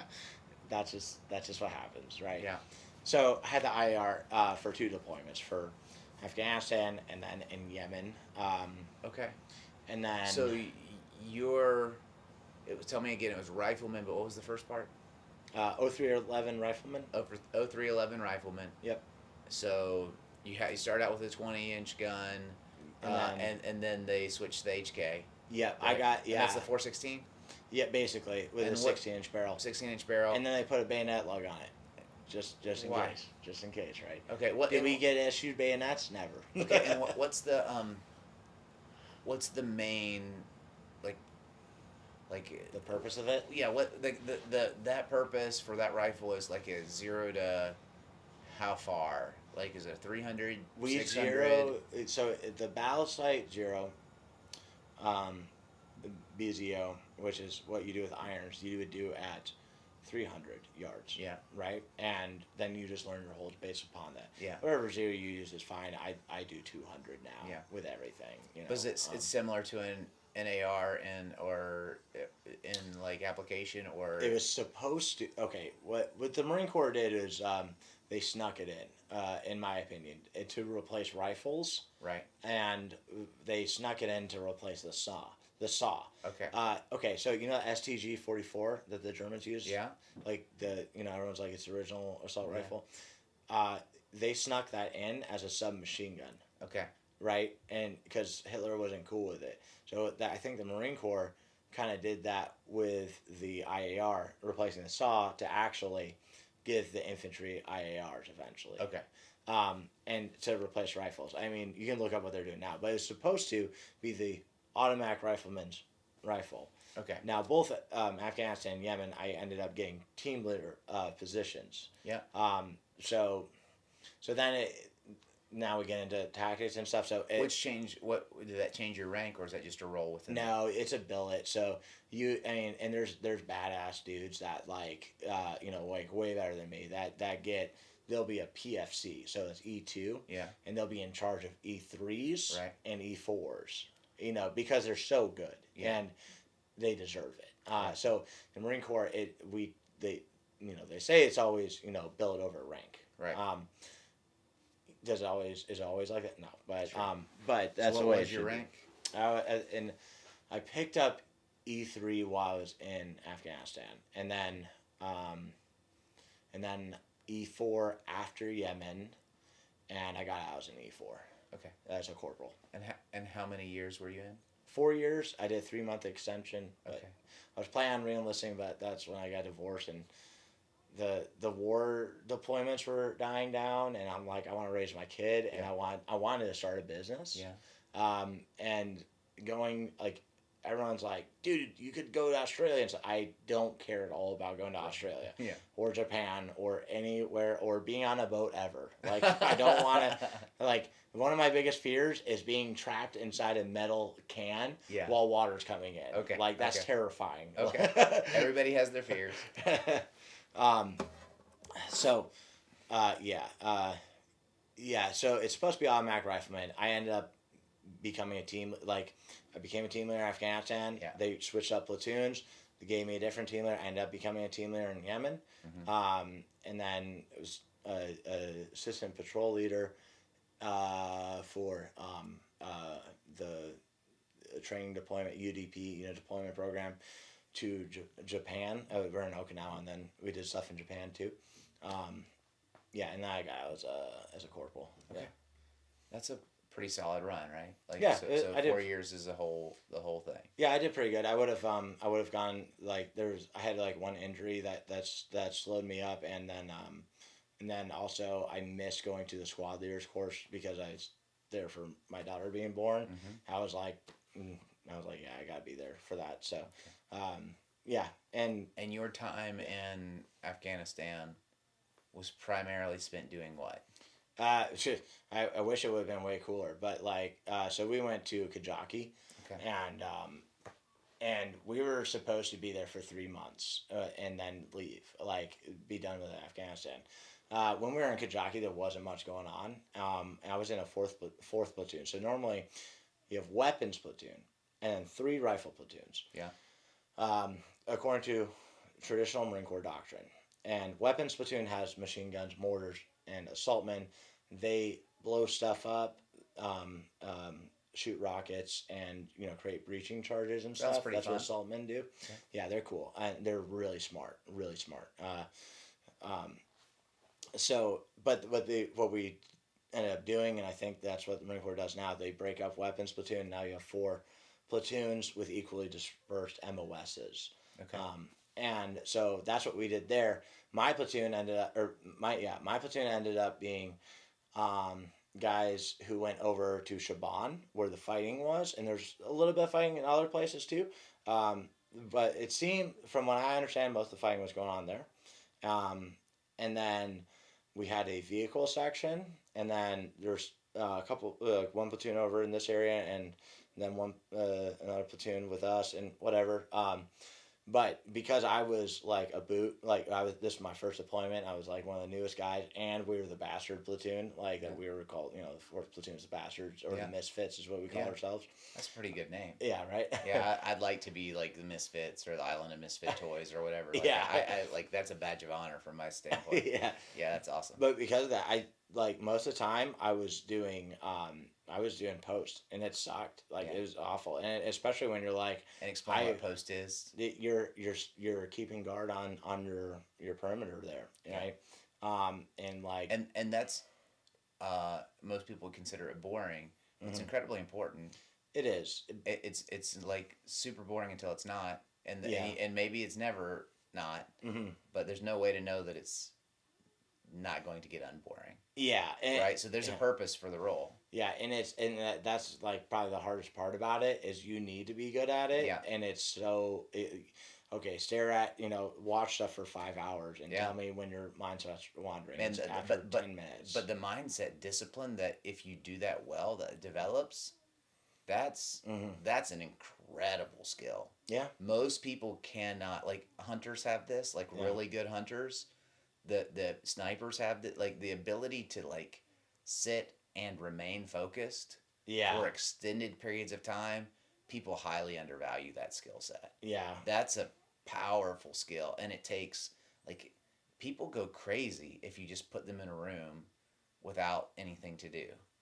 Like a lot of people can't handle that. It was interesting because today you were like, I don't know what it feels like to be bored. Basically, like you don't get bored. Oh, they didn't hear that though. So so like I personally have this thing, particularly because I'm a father, and I don't want to hear my kids say I'm bored. Yeah. Because that sounds like weak-mindedness to me. Yeah. Like, and so I say, well, being bored means that you have limited ambition or limited imagination or limited like if you have time, there's a whole world to do things in. Yeah. Like that doesn't make sense. Yeah. And honestly, I really I've always been so busy. My mind has been like overly active. Some people call it obsessive. Yeah. And that in its right place is a superpower. It can be pretty like intense. Some people don't know how to take me. But boredom is not my reality. It's just not. There are times when motivation has been hard to find. Yeah. Like most of the time motivation is not hard to find, but because there are so many different possibilities, you can be like stuck because you don't know which direction to take, especially as you lose the initial zeal. And I'm sorry to ramble on but I'm trying. So when you're a really young man, you're very sure that you're right. And the older that's my experience, that you can be overly confident, less aware, less introspective, less aware of the possibility that you're wrong, right? And so the more angles you see, the wiser you become, the longer you live, the more you're willing to recognize, as you said, your mortality or your frailty or your ability to be wrong, your ability to make mistakes. And the more experience you have, the more picture you see, and the more possibilities, angles you see, the more you can have like that like static where you're kind of in this position of stasis where you're kind of like, okay, I see all this and my mind's buzzing, but I don't know how to act. And you can get locked down. And this is like one of the, like in our kind of scenario stuff that we were working on today, people freeze because they're seeing all their options and they don't know the decision to make. Yeah. And so you should just go to the first thing. You need to see angles, but you need to have an instinctual ability to make a decision and act on it. Yeah. So there's a real benefit to the early zeal of youth if you can marry it with wisdom of experience. Yeah. But that's hard to do. You know what Kayla said? Because I was like, it drives me nuts when Hadley says she's bored. What? She says, just give her chores. Yeah. Because she'll never be bored again. I do often give my kids something to do when they feel that way. But the problem is that I don't want them to just be disciplined. I want them to have intrinsic drive. Yes, yeah. And so I want them to find passion, and I want them to do something not just when I'm telling them to. Yeah. But because they have an ambition and they have a sense of like not procrastination. What's the opposite? A sense of like initiative. Proactive. Like they're proactive is a good way, but initiative. Like they're like, I see an opportunity. I'm going to take it. I'm going to capitalize on it. I'm going to move. Right. I want my kids to use, again, our language. I want them to move. Yeah. I want them to get off the X in every aspect of their life. That's awesome. Like I want them to be like stop sitting there, move. Yeah. I want them to hear me in their mind saying, move. I mean, I don't mean like when somebody's attacking them. Just like, I mean in life. What are you doing sitting there? You have one life to live. Don't waste it. Yeah, exactly. Like, don't waste it. Move. Anyway, sorry. So like, bored. Post sucks, and I had to do a lot of it, and I was really thinking I wouldn't get to do anything good, and like, when, you know, it's fair to say a lot of dudes who like join the Marine Corps or Army or whatever, and they go infantry or something like that, they want to go fight, like it's a part, like, you'll even hear medical people be like, I haven't got a chance to actually do something, and they want it. Like, I'm sure even you thought about, like, what if there's a car accident, and you've probably driven by a car accident and been like, this could be my time to shine, So if you feel like you're, when you join, and that's a thing you wanted to do, um, for whatever reason, and you feel like you're not gonna get that, it sucks. But I say positive, right? And this is something I can be really good at. I feel I am pretty good at, is staying positive and staying on the right track, even if I'm not doing everything perfectly. But I did, and that's when I got my team leader's position, and we had a guy come back from Shaban, that area where the fighting was going on, and they wanted someone to go out to replace him, and so they asked me if I want to do it. I'm like, yeah, and so I got to go there, and it was so cool to see all my friends there, that had been in the shit, like actually fighting, and be a part of that. And it was like kind of like walking into it. You feel like, these guys have been doing the real shit while I've been back there, waiting. But every part of the equation is important. But I know what you're saying. But and I appreciate that. I mean, I'm not telling you how to process your experience. It's your experience. This is exactly how I do. And so the cool thing is, like, I get there and I get on post, but it's one little compound. Yeah. And I get up there, like immediately when I arrive to the area, they want me to go take and relieve the guy who was there. Yeah. And so. My team leader he explains all these target reference points, TRPs, as in, that building and the top left window that they tend to shoot at from, over here, and he goes through like 30 of them. Yeah. And okay, they should have had a range card. Usually you make a piece of paper that says where they're at. Yeah. So you can reference it. Sure. So that when a new guy comes, you can reference it. There was no range card I know of. He just showed you all of it and said, okay, hope you do good. He said all of it, and then a half hour later, I was in my first firefight. Yeah. And it went on for 2 hours. Okay, so, like, firefights are dangerous. They're not good to get into at all. Sure. But mine, like, for me, it wasn't like a traumatic thing. It was literally fun. It like, you get an endorphin rush. Sure. Lots of things happen chemically, but at the end of it, you're laughing your ass off if things went well. Yeah. And like, sure. we had a barbecue that night. It's not just relief. Yeah. But there's a lot going on in your psychology. Yeah. Especially being alive after it, right? I don't mean from a personal standpoint. Don't mishear me. Yeah. I'm never going to pose. I'm saying from talking to so many people that have had this experience, there's synergy between their experiences. They say similar things. Yeah. That there's parallel statements, and you can read about it. There's a lot of interesting things happening in the psychology of somebody in that experience. Yeah, and I've had other people, like guys my dad deployed with, they're like, what was it like after first one? And it was like, and he was like, dude, we were laughing our asses off at the end. And yeah, we partied at the end. But anyway, so like half hour later we're into it, right? And like we went down to just like a couple boxes of ammo between our two machine guns. I got to see RPGs fired and shit from the A&A. They did not land near where I thought they were shot at us because they landed halfway between us and the bad guys. I'm like, fuck, they're shooting RPGs at us. The Dishka, the Russian 50 cal that they had, that piece of shit, they're sucked because it was all rusted out and they don't understand weapons maintenance and stuff. Sure. Well, then again, it's Cold War technology, like old stuff. But when that thing goes off, you literally feel like it sounded like there were explosions, like hand grenades coming at us too. Yeah. And then they're like, oh no, that's a dish gun. I'm like, holy fuck, that's loud.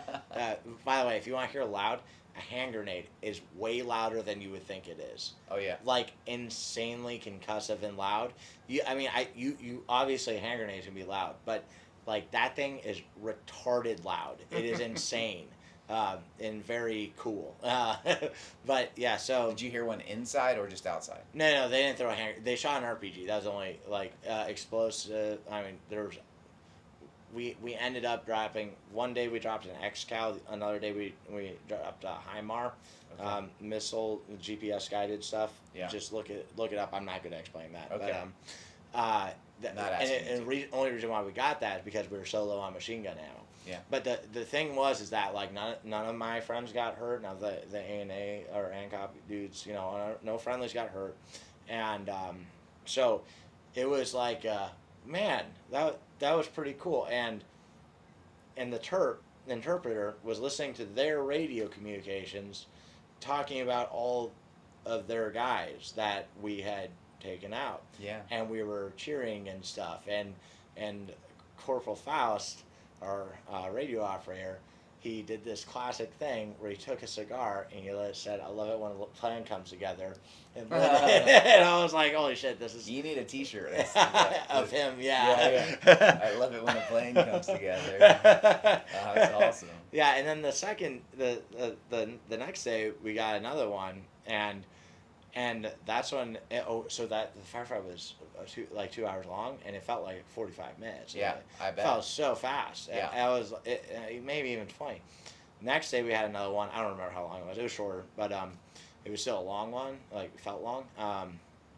But I remember that day I was like, "Holy fuck, this is dangerous!" Like, and it didn't hit you until like second day. Yeah. That's crazy. In the middle of it, because like, on the roof I bounded up to the wall, where my buddy Legito was, and he was popping up, and he had an IR, and he was burning down his mags, and I because I moved up to the wall, and I looked up at him as he was doing it, and I heard the rounds fucking snapping over, which is a really, it's a snap, yeah. And the wall, dust coming up and stuff, and I just like remember looking up and being like, "Holy fuck, we could die right now." And and so that day I was like, okay. The crazy thing is, in our conversation this week, Yeah. Andrew looks over at me and he's like, "It's interesting you say that. I've recently experienced this sense of my own mortality." Like, as I like this year, or I don't remember what he said, but recently. So like, so at this point he hasn't told me the story. This guy's telling me that, like, so I've been shot at. Yeah. But that was back a while ago, and like now that I'm older, I'm starting to like think, I can die someday. But that's the zeal of youth, man. That's what I'm for talking real. about. That, like, and Andrew's an incredibly intelligent person. Thank you. You are. Like Unless I have to read out loud, I'm not gonna. I know. Well, there's all kinds of intelligence, but you have several of them that are really useful in the world that we move around in. Like you have an incredible mind. One of our friends that you mentioned, Max, is prone to calling you a mad scientist, and that's fair. But I think it's even a little bit more stigmatized. You're, and he means it as a compliment, but you're a brilliant dude. Well, thank you. But that doesn't mean that you see what's happening. Yeah. Like, you can be super intelligent, super brilliant, and like you have all these things happening that you're like not seeing the danger that you're in. Yeah. Like day 2, you're saying, "Oh, this is dangerous." Yeah. Like, this is not because he's stupid. This is a normal reaction to a young man in this kind of situation, and it's got utility too. Yeah, and I think because I'm mostly friends with people older than me. Like, you're one of my friends. I don't really hang out with a lot of people my same age. Casey, who's down here with us, one of my friends, he's older than me. Sure. Like, most of my students are older than me too. I'm not calling you super young now. I'm saying that time. But the thing I'm saying is that, like, oftentimes because all my friends are older than me, they'll be like, "Yeah, I remember when I was young, I would do this thing." So I feel it's something that, like, pretty much any young man does is they do something dangerous, reckless sometimes, or Absolutely. where it's more of a gamble than a risk, and so I think everyone does that. But part of our culture, one of the values of it, and I mean the gun culture, is that we don't stop doing dangerous things. Yeah. Like when we use the word dangerous, we don't think of it as a pejorative statement. Yes. Like not a negative word. We use the word dangerous positively. Yeah. It doesn't mean we have a death wish. It just means that we're not going to let fear rule our lives. Yeah. Right? So there are, it's relative. I'm 41. A lot of my friends right now in my life are significantly older than me. Mm-hmm. I mean, I hang out with a ton of like 60 to 80-year-olds. One of my friends is like 90 something, and he's like, you'd never guess it. Like, and that's just the season of life that I'm in, some of the projects that I'm into, the church that I'm leading, et cetera, et cetera. You know, one of the things is there's this trend in America right now where lots of member-based organizations, core organizations, not just churches, but Rotary clubs, all kinds of things that used to be kind of like regulative meetings in America where people would go to them. Younger generations have like not found value in those. Yeah. They've thought that you can synthesize it digitally, right? So they know like a lot of like not just churches, but lots of organizations that are regular meeting places have more older people in them than multi-generational kind of groups, right? So it's a interesting sociological trend that's happening across America right now. So I spend a lot of time with churches and nonprofits, and some of those that are older, and so a lot of those have older people in them. Mm-hmm. Anyway, all that to say, age is relative, but one of the cool things about our culture, I think, I don't know if what Jaeger talks about, I shouldn't speak for you, but I definitely caught the vibe early on with you. This is a gun culture, dude. Like, do you own that? You know, I'm like, yeah, because I'm like, hey, you're like, can I help you with anything? I'm like, yeah, why don't you carry that rifle for me? And you know, and it's like, there's no, because I like, look, it was literally within a couple minutes of us meeting in person, but it's like I fucking know you. You know? So you show up at my house. You're like, hey, can you? I'm like coming out to help him carry stuff. He's like, okay, these two rifles, which by the way were dangered up. Yeah. And I mean that positively, you know. And I'm like, all right, this guy can stay in my house, you know. Like, yeah. So anyway. And what never happened was like, is there a run in the chamber? Is it loaded? Like that always like when people, it's like there's a magazine in it, you know. Yeah. And like there was none of that. It was just like, yep, got it. You know why? Because he understands the 4 rules. I don't have to say anything other than, you know, here you go. Yeah, and so like stay dangerous, you know, because dangerous isn't so much like, you know, of course, you know, driving at night without your lights on is not that's stupid. Reckless. Stupid. That's not what we're talking about. Yeah, dangerous is like you are dangerous, like you are, but in an asset sort of way. Absolutely, you are dangerous. It is also unwillingness to limit your life because something is dangerous. Yeah. So I am not going to ride a motorcycle.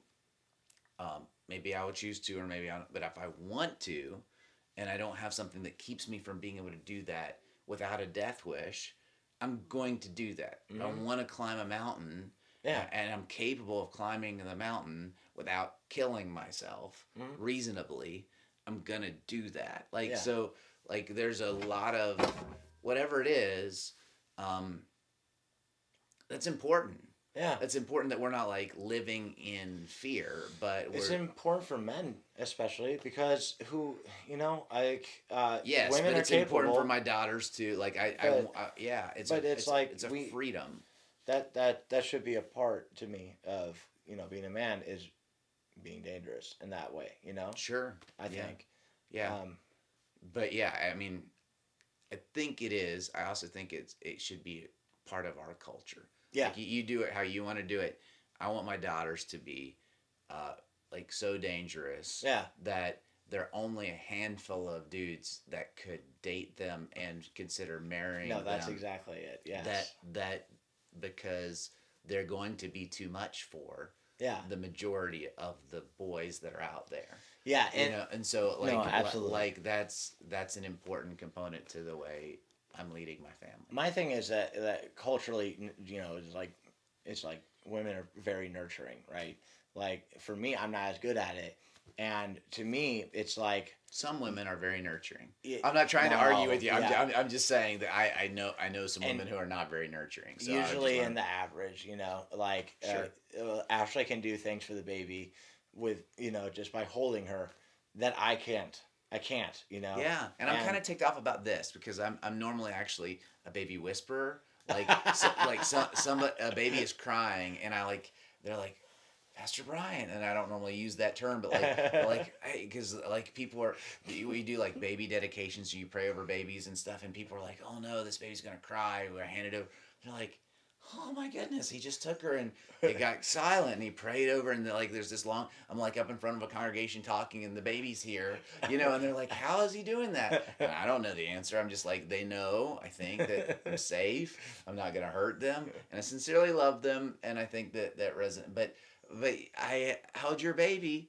Your baby starts crying. I'm like, you're breaking my record, dude. You're breaking. Anyway, but your It's baby. because is it she's okay to say teething. name? She's teething. Yeah. It's okay. Is it okay to say name? Yeah. Okay. Scarlet. Scarlet is. Yeah. I mean, she is beautiful, dude. Like Thank you. she is, Yeah. and I'm telling you, and know you well enough. She's gonna be powerful, man. Oh yeah. Like she's gonna be dangerous. Yeah, just like her older sister, Yeah. man. Yeah. Like offline, I'll tell you a story about Hadley. That's Yeah. pretty badass. You just meet me in person. You can ask me. I'll Sure. tell you. Sure. Yeah. But yeah. Yeah. No, I totally agree. Especially about like the fact that she'll be so dangerous. It holds a higher standard for the man that's in her life. Sure. My thing is that I think if you're like, okay, generally we have to encourage a woman along before they come into this culture, right? And generally when they do, at first they're very intimidated, and we have to help their self-confidence a lot.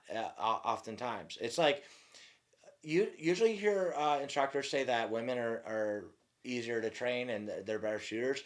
I don't find that to be the case, because usually we have to help them with their self-confidence first, and I generally get a lot of brand new people. Maybe instructors say that to help women with their confidence. It could be. I mean, I don't mean that they're being disingenuous. It could but be. I also see that there's, because I teach different things than what you're teaching, Yeah. right?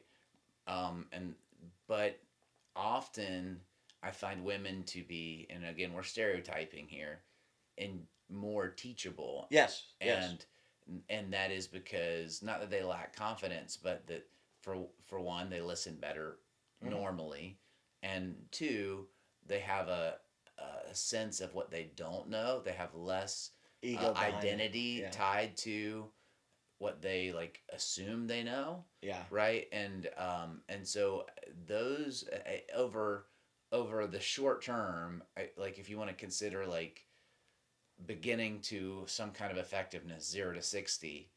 I would say that I see women get from 0 to 60 in a lot of areas of life that are teachable faster than men, because they're willing to listen and apply. Whereas there was maybe some more natural skill for some of the men, but they weren't able to get over themselves so like they had it took them, like there were stutter steps. Like, so again, those are just the trends that I see. That your experience is probably different. No, that's perfectly. So they generally with a lady, I have to inspire confidence in themselves, and literally, I sometimes use verbal affirmations. Like I make them say I go, look at me, say I'm a badass. They're like, what? Like, say I'm a badass. And like, I'm a badass. I'm like, no, say it like you are a badass. And she's like, I'm a badass, and literally it's sometimes just they were frustrated and now they're happy, and then they do better, and Sure. Instantly, and even sometimes I had a woman recently, she was part German, and she was having trouble clearing the malfunction, racking it, and I went, rack it. I was like, no, rack it hard, and and I had a demo and everything. But she's like, and I'm like, no, rack it really hard. And then I go, rack it like you're a German. And she go, because she identified with it, and her identity is tied to this. Yeah, that's exactly what I'm talking about. Yeah, that's cool. That's super cool. But yeah, so anyways, so Afghanistan, I got to do the cool stuff. It wasn't as nearly as exciting as I thought it'd be. I'm sure like lots of people will say the same, where it's like mostly it's boring, and then there's some cool stuff.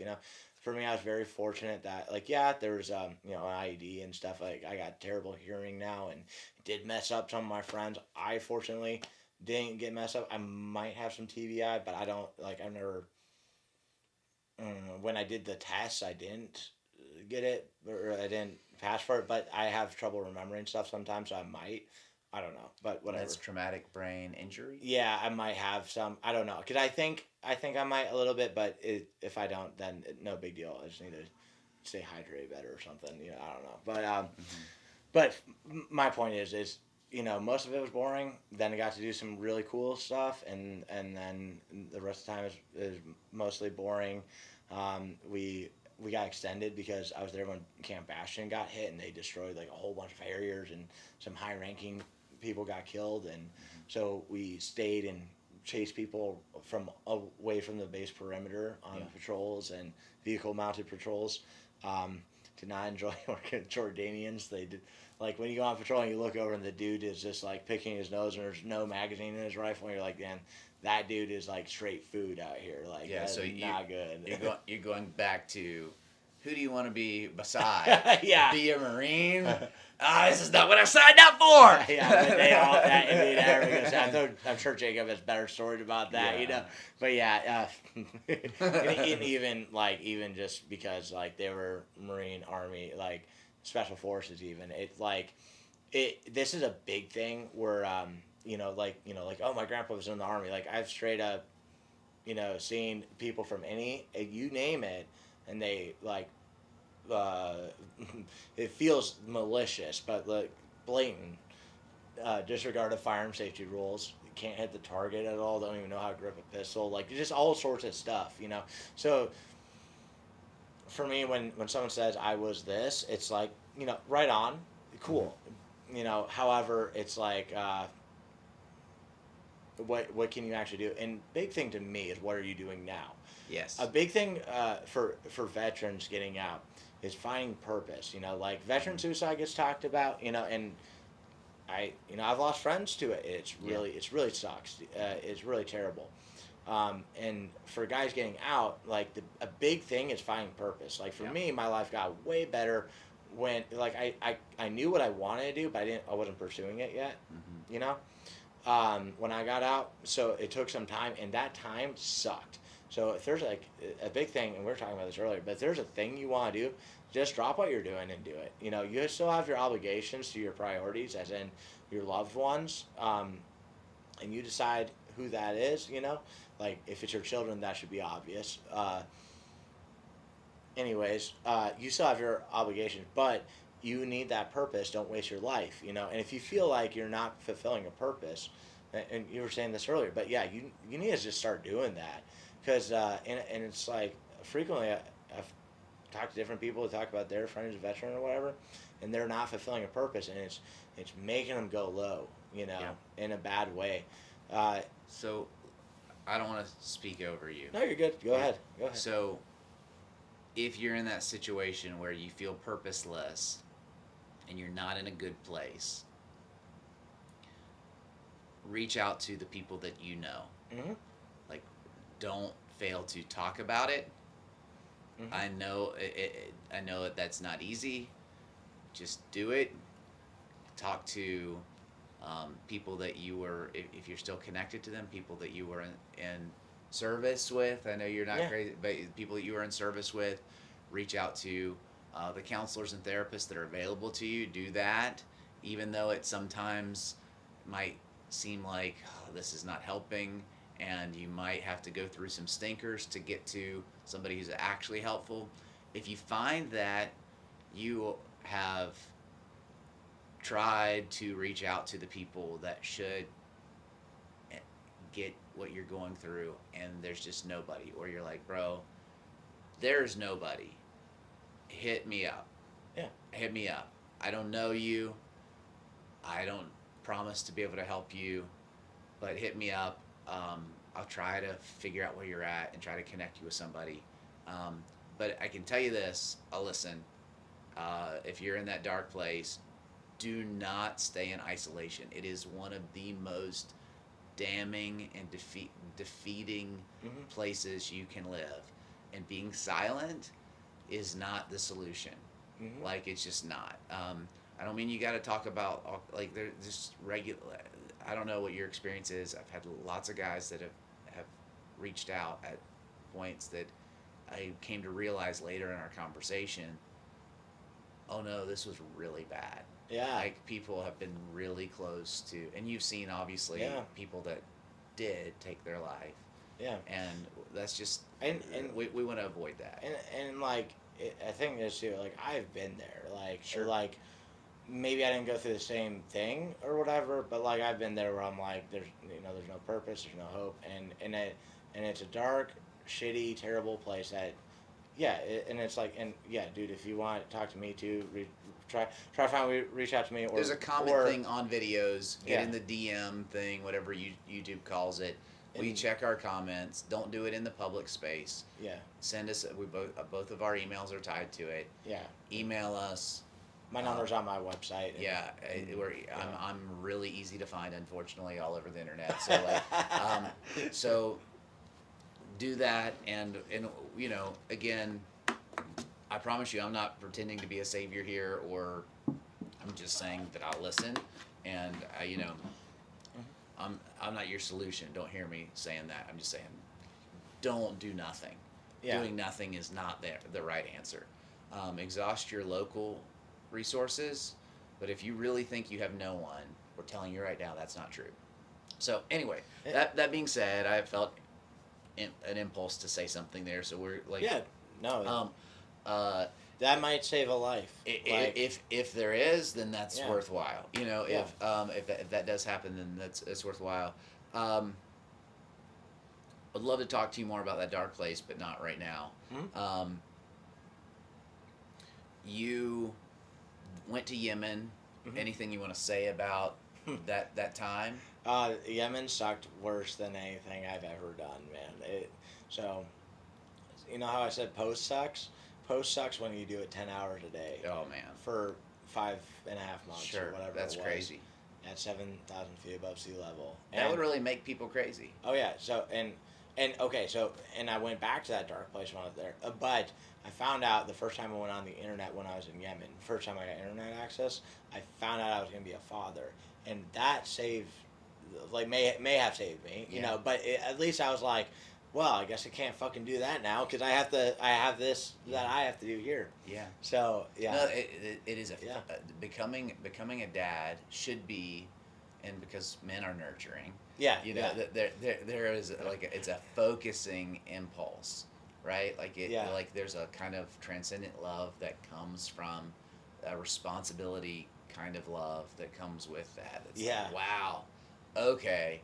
If I didn't have a purpose, I do now. Yeah, and I wasn't planning on being a father by any means. But also, it was something I was like, yeah, someday I'll be a dad. Sure. But you're a good dad too, man. I've been really happy to watch that. Thank you. I'm working on it. It's not easy. It's not. But Yemen, it was. First it was 4-8-4-8 as in hours. Yeah. Then it was 5-10 5-10. What really there was, you wake up 45 minutes later you're at guard mount 45 minutes later or so you're on post. After you wake up. 5 hours standing in a box on the roof looking at the city, seeing sometimes hilarious stuff, sometimes stupid stuff. It's a different world. A totally different world. In Afghanistan really is a different world. Good show, by the way, A Different World. If you haven't watched the '90s show A Different World, go enjoy that a little bit. It's good times. Okay, he references '90s stuff, but He hasn't seen Blade in a long time. You need to see that. Yeah, maybe we'll actually do that Mystery Science Theater 3000 thing and actually watch some part of Blade and comment over it. That'd be awesome. I'll commit to watching Blade. I'm not a huge Wesley Snipes fan right now, but that's the reason to be a Wesley Snipes fan. Okay, cool. Blade, yeah. I'm with you, man. I don't even know if I've seen it. I think I have seen it, but I don't know. So I like I said at the beginning, I'm not gonna pose. I'm not sure what my relationship with the movie Blade is. Just continually comment, watch Blade. I'll watch it. I want to watch it with you. Okay, cool. We'll do it. But yeah, so 45 minutes after you wake up, you're on guard mount. So they go over ROEs and all this info, right? And you got to be you got to have that memorized perfectly. ROEs, rules of engagement, and stuff like that. So shout, show, shove, shoot type stuff and all that. But then 5 hours of post, watching the city, standing in a box, and then 10 hours quick reaction force.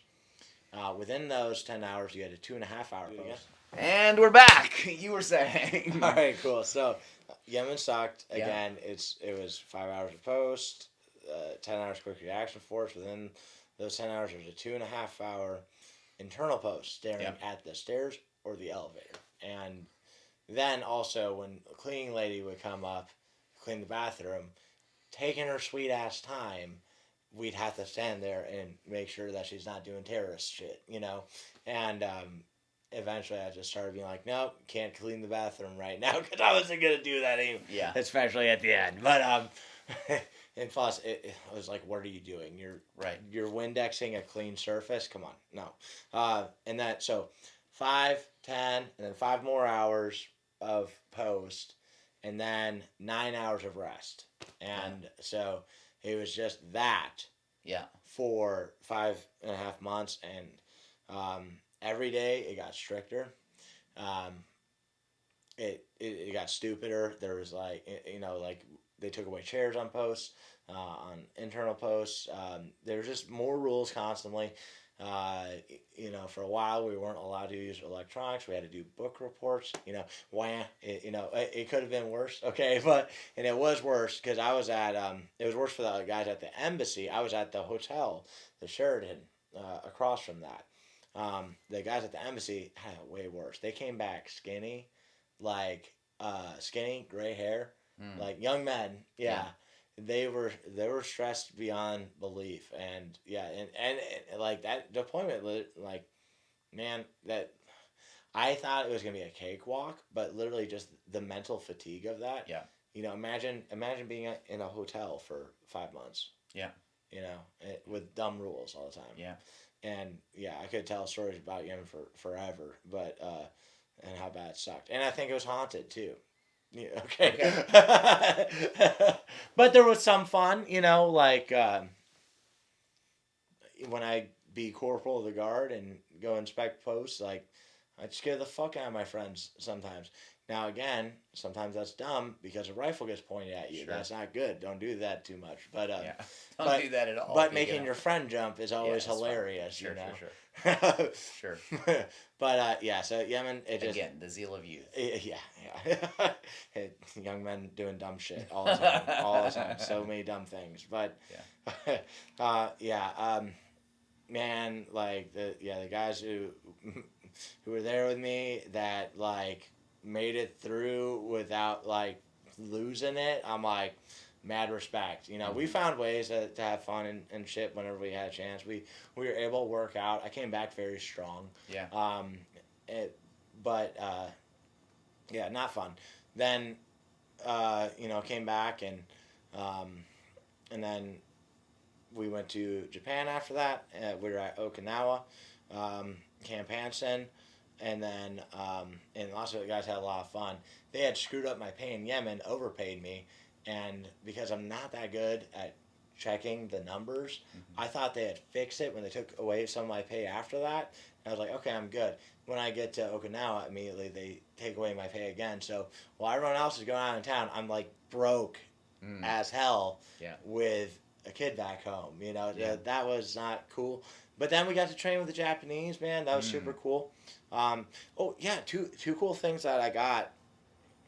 So it was like I was in Afghanistan, I became a very young team leader.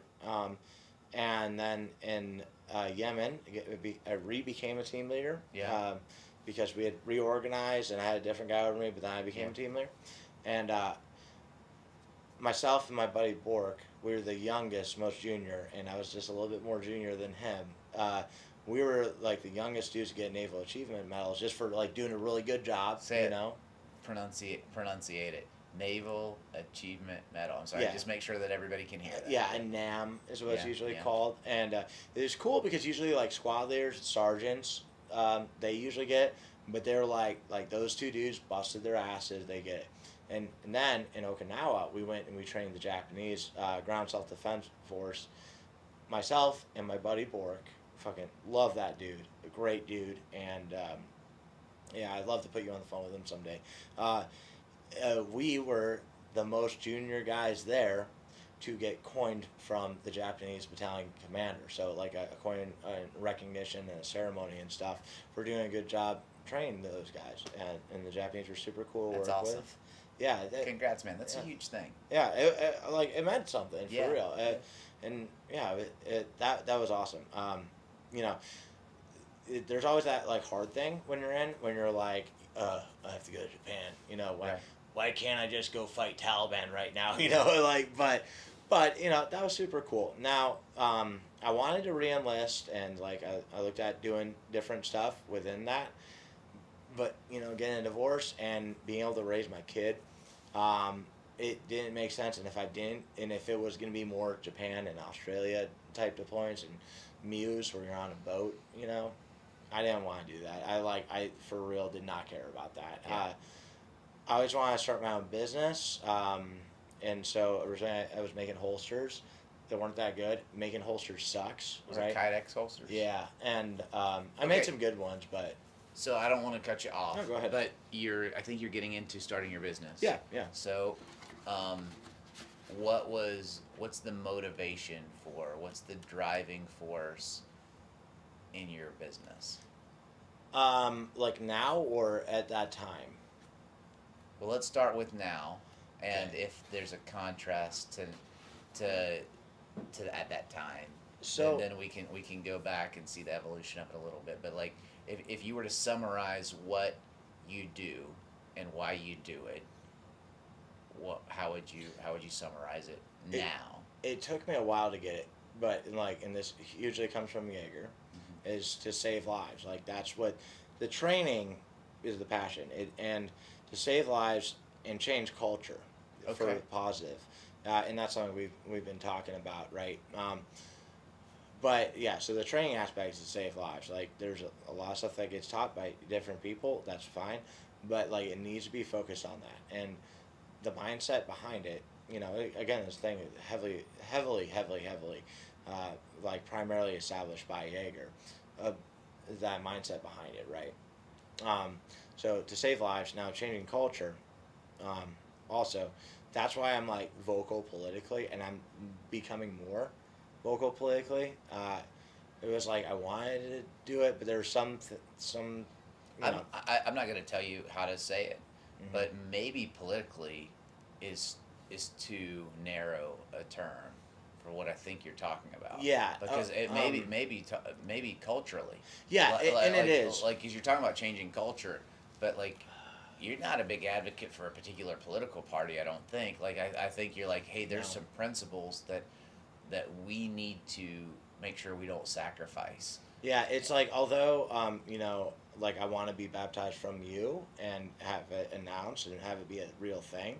That's not a political thing, by the way. Yeah. Like we're jumping things. But here, I consider myself a Christian anarchist, and that may sound like scary or weird or wrong, but what I mean by that is that it's like you still need something to follow, right? I'm not saying anarchist as in like there's no rules and you do whatever you want. I'm saying like the state, like you would say probably the state should not be your God, right?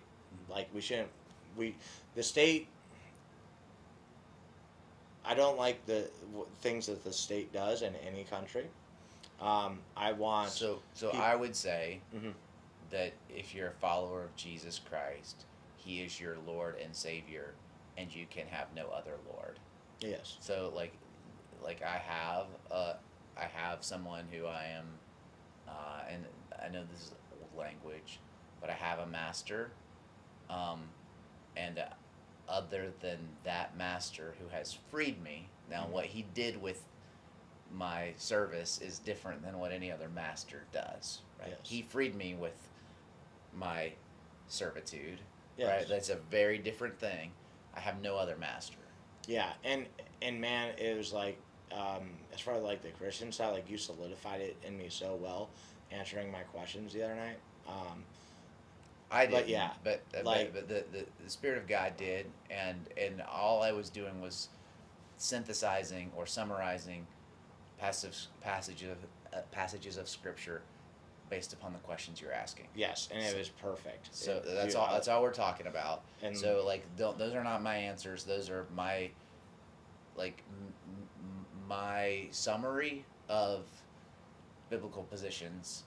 I think in a way that is authentic to church history. and you do a fantastic job. No, I'm just saying Uh, that's like, so what a lot of people will get, especially right now, and if you ask some of those same questions, is you'll just get somebody's opinion that's like, I'm going to take the Bible and use it to say what I want to say, Yeah. right? Right. So yeah. what I'm saying is, this is what I think the Bible says, and I have uh, uh, a historical record of the church. I don't mean a denomination. I mean church history, from church council to church council, for years of them saying, we don't agree on everything, but these things we agree on. This is what the Bible says. This is what following Jesus looks like. So you were asking really like fundamental questions. So it's pretty easy for me to not say. And there are a few times when I said, this is my opinion. Mhm. But most of the time I was able to say, oh yeah, so this is what the Bible says about that. Mhm. You know, and so that's, and then if you're having a hard time understanding that, this is where most people like think this, but it's really this. You know, we just had a Yeah. bunch of those conversations. I thought it was fun, but the coolest thing was, most people, especially dudes, especially gun culture people, especially gun trainers, Yeah. most people are like, okay, I'm going to ask you a question, but I already think I know what the answer is. Yeah. And so if you don't tell me what I want to hear, I'm just going to tell you, okay, fine, we disagree. So it's like a total waste of time, Yeah. right? But I'm not giving you my opinions for the most part, and if I am, I'm going to tell you that. I'm saying, well, this is like what this says, you know, and you're just like, oh, cool. And you were like sincerely like taking it in and like being like, okay, yeah, that's what I wanted to know.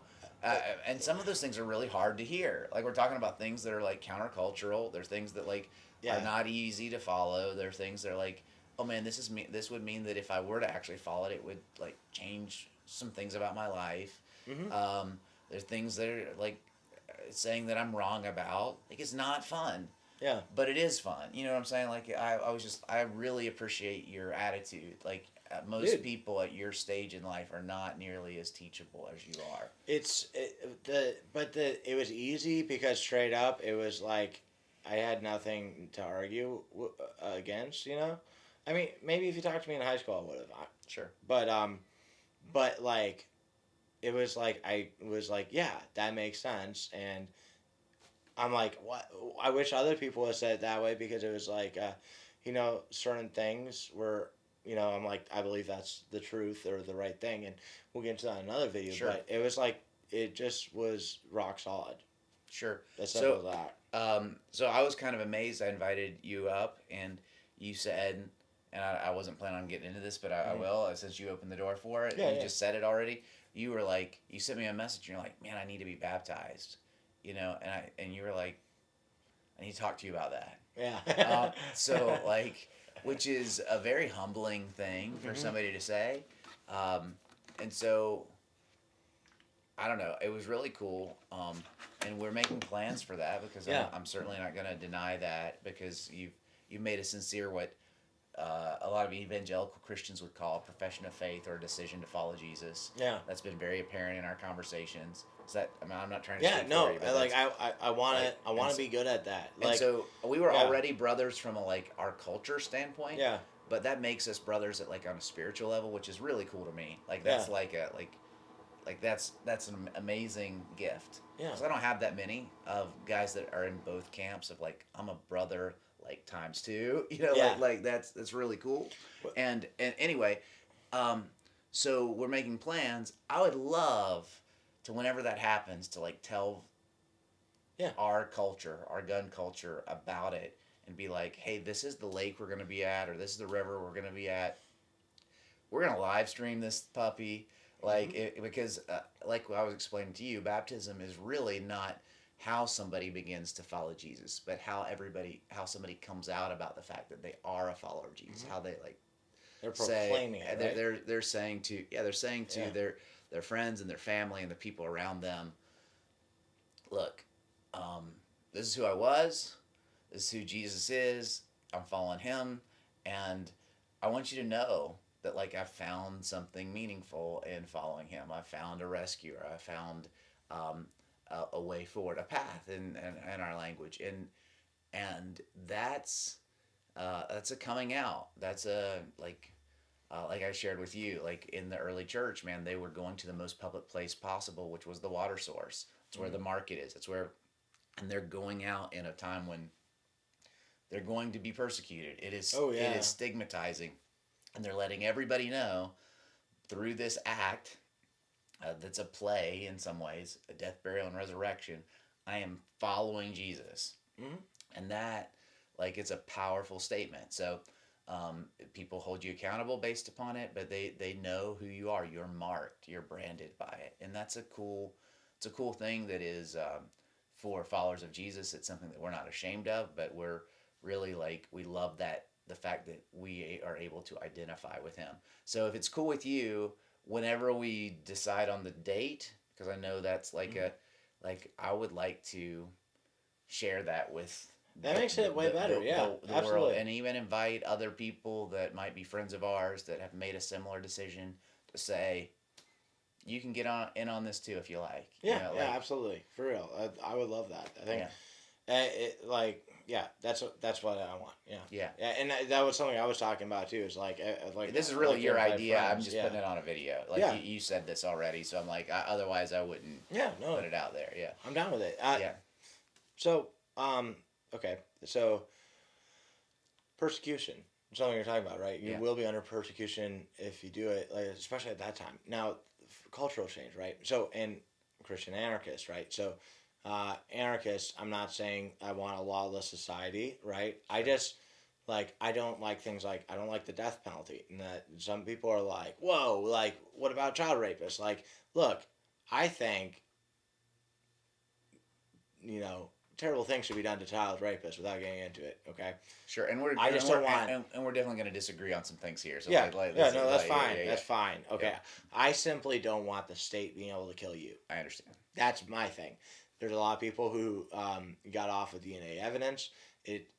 My face is on a video right now. Imagine what they could do with that with the technology we have.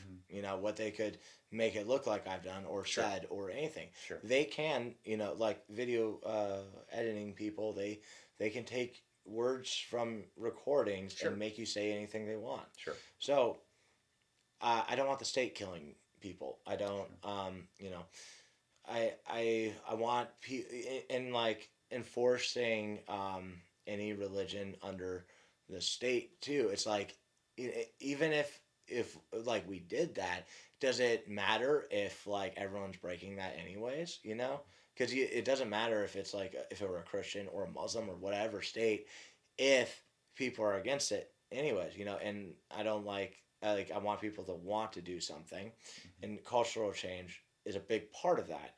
So evil is totally real. We can see it in the world, all right, and like, kind of like, man is not perfect, but Jesus was, and we're trying to just simply live our lives more like that, right? Yeah. And based on his life in us. So cultural change from a Christian perspective is from the inside out. Mm-hmm. In other words, I am not to live my life walking around with my target aimed on everybody else saying, you're wrong, you're wrong, you're wrong, you're Mm-hmm. wrong, you're wrong. But I'm supposed to be internally introspective saying, oh, this is where I am inconsistent with what I'm purposed to be. This is where I need to grow. This is where I need to be challenged. This is where I need to change. This is Mm-hmm. where I need to repent is a biblical word. Like to Yeah. say that I'm wrong and here's how to be right. I'm going to turn from this and turn to that, Yeah, right? Like and I totally do that where I go like, these people are doing that thing, I totally do that. no, And I'm just saying. So the first thing yeah, is like there's this perspective of cultural change happens from the inside out and from the grassroots up. yes, So from the inside, so I'm focused on me first, not in the sense of I'm living a self-oriented life, but I'm critical of my need for growth yeah, and my lack of being right first. And what I'm sharing is something that I first shared with myself that, hey, look, this is helpful. This is something that has changed my life for the better. So let me share it with you because I'm in the same spot as you. I'm not above you. I'm not below you. The Christians call it the foot is level at the ground of the cross. Like we're all on the same place. We all have different strengths and different weaknesses, but we're all human, mm-hmm. right? And Yeah, so it's from the inside out, and then it's from the grassroots up. yeah, So like now we come together because we're better together than we are apart, and we form communities that are able to love and live and project the light of Jesus into our culture with boots on, not just saying the right things, but doing the right things. Not just saying we love you, but showing love in practical, tangible ways. I mean, mm-hmm. again, we've talked about Jaeger a bunch. Oh The yeah, the the the God, Toys for Tots thing yeah, that they do is, hey, look, there are a bunch of kids in our community need it, that don't yeah, have a celebration at Christmas time yeah, because they don't have resources to have that. And it has a, you think, well, toys don't change the world. It changes a kid's life because that they have scars that impact them. yeah, Like that when they're growing up, there's a thing that they have an expectation. That expectation is not going to be met, and so they live with this feeling of being unloved, which I promise you impacts the way they change culture yes, that as they grow up. You yeah, know, it's just like, reading levels at the second grade level are one of the best indicators of whether somebody will have jail time or prison time in their life. wow, Like it's really easy to just say we can see some things that could have been done better early in people's lives that impact broadly our culture. wow, So wow, like we can make a difference. And again, I don't mean to ramble on, but it's from the inside out and from the grassroots up. So it's me and it's you saying we need to be better and we need to love better. And then it's us saying, let's do this yes, together and let's do it not just like somebody we don't know. Let's go across the street to the people that are our neighbors and let's make a difference yeah, there. and so the culture change I want to accomplish is a big part of it is speaking up, doing Mm-hmm. like the I think the world would be much better, especially America right now, if good men were speaking up for truth. Mm. And we are, okay, and hey, check it out. I'm not in that person's shoes, but how many people, had something stuck in them because they wanted to keep their money? You know, how many people, didn't speak up against like things that they're like, whatever, there's a riot or people doing, stuff at different places, without naming everything. But like drag queen story hour is disgusting to me, right? A lot and I don't even people know what on you're talking about. either what I don't know what you're talking about. So like it's you never heard of it? no, it's okay. But Okay, so I'll explain it later. yeah. But they probably know. But Okay. if we can't just. I believe you can't just let it go. Like you can't just let stuff happen and not say it's wrong when it's wrong, right? And I'm, You know, and this is what I'm saying. I do point the finger a lot and go, hey, that's messed up. Mm-hmm. But it's also like, you know, people are, you know, they're like, they're reluctant to, or they're reluctant to do something that they know is the right thing because of the way it may be perceived. So like, and that's where I'm making that connection when we talk about persecution. Yeah, I'm not saying when you don't speak truth. Yeah. I'm saying you speak truth to yourself first. Yes. Yes. Like I'm not like that you don't hold somebody accountable to something you're unwilling to be accountable to yourself. Yeah. Like I'm not. Just it starts with you. Yeah. And it's something that like is very inspired. Also listening to the Andy Frisella podcast, where he said, you know, like if you want to fix this country, you start with self excellence, and that is the ultimate form of rebellion. Is, you know, making yourself better, and then making your family better, and then making your community better. Yeah. And I'm like, dude, like, yeah, we all need to do that, and it's just. There's just too much stuff that's happened in America, especially recently, where people are afraid to speak up against it because they don't want the slack from it. They don't want to hear. You don't want to get in an argument, you know, and it's like, but things have literally gone insane, especially in schools with what is being taught and done to children. Yeah. Where it's like, why, like, how are people not speaking up against this on whichever side? Too. It's really hard for me to hear you keep talking when you do like insane like that because of the 90s references. I want to say insane in the brain, insane in the membrane. You know, like it's really hard to. Thank you for letting me get my ADD out. But yeah, dude, it's like, okay, like we can't, like, okay, teaching transgenderism to little kids in school is ridiculous. It's ridiculous. Okay. You do whatever you want to do when you're an adult, you know, but it is infuriating that is taught to kids. And how can you not speak up against that? No matter what side you're on. Like, there is clear stuff that is evil out there. Like the drag queen story, I'll show you what that is. You know what it is? It's drag queens. And, like, one of them, the dude's dressed like a freaking demon, okay? Reading books to kids in a library, right?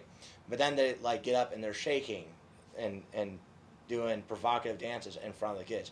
I'm really surprised you never heard about this, but it's disgusting. And I've never seen, like, as far as, like, the people I know, maybe people in the news and stuff, but never seen the people I know that are on the left speak up against that. And I'm not totally on the right either. Sure. Because I think the right's too weak. And that's what I'm saying. There needs to be a cultural change. And they don't hold themselves accountable, right? So, you know, what is the right answer politically? I don't know. But that's where it comes into self, family, and community. Sure. And with you're better to be principled than to be party affiliated. Yes. You're better to say this is what the truth is and this is what applies to this, then this is what my team is. I'm not, you know, and I'm not saying that that you don't need to have any kind of compromise to accomplish things. I'm not saying you don't have to have any kind of maturity and say, hey, we're going to work together with people that we disagree with. That's not what I'm saying. Well, and that's the thing, too, is like, imagine if, you know, America went south, right, and what that means. South is good, north is bad. Let's get it fixed. Yeah, like... America went north, that's bad. South is good, north is bad. Oh, let's get it fixed. Yeah. Okay, yeah. Well, okay, so if America fell apart, yeah, and there was like a new revolution or something, that's going to be really bad for a lot of people, okay?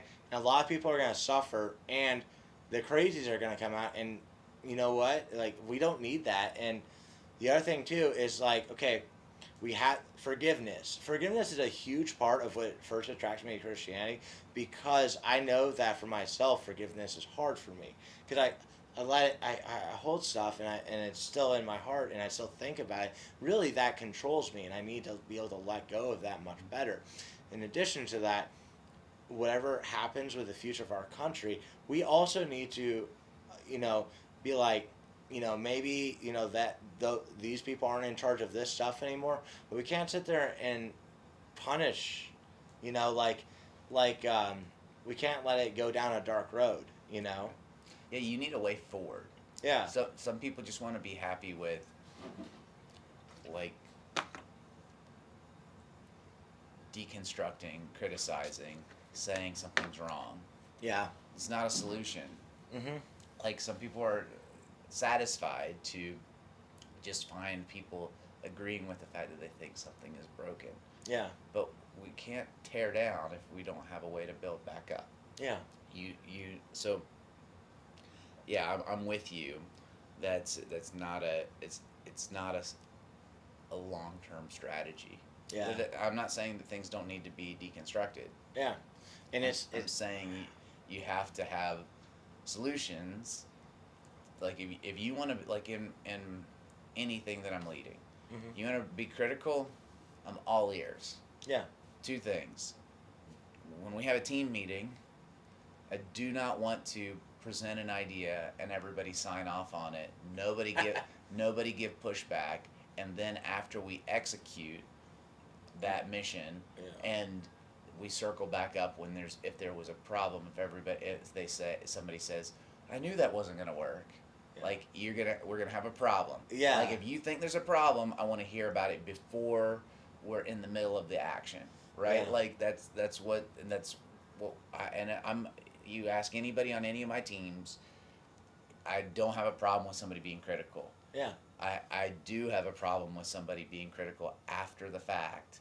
Like you don't want anyone trying to. If we weren't executing the plan, sure. But if they're like, I didn't think the plan was good, then you should have said something. Yeah. Right. Like so. Because then you let it happen. That's and right. Just like with America, I don't think the plan is good. Right. So we need to address that now. You know. The Constitution is good. It's pretty good, but there's some things we should have made more clear in that.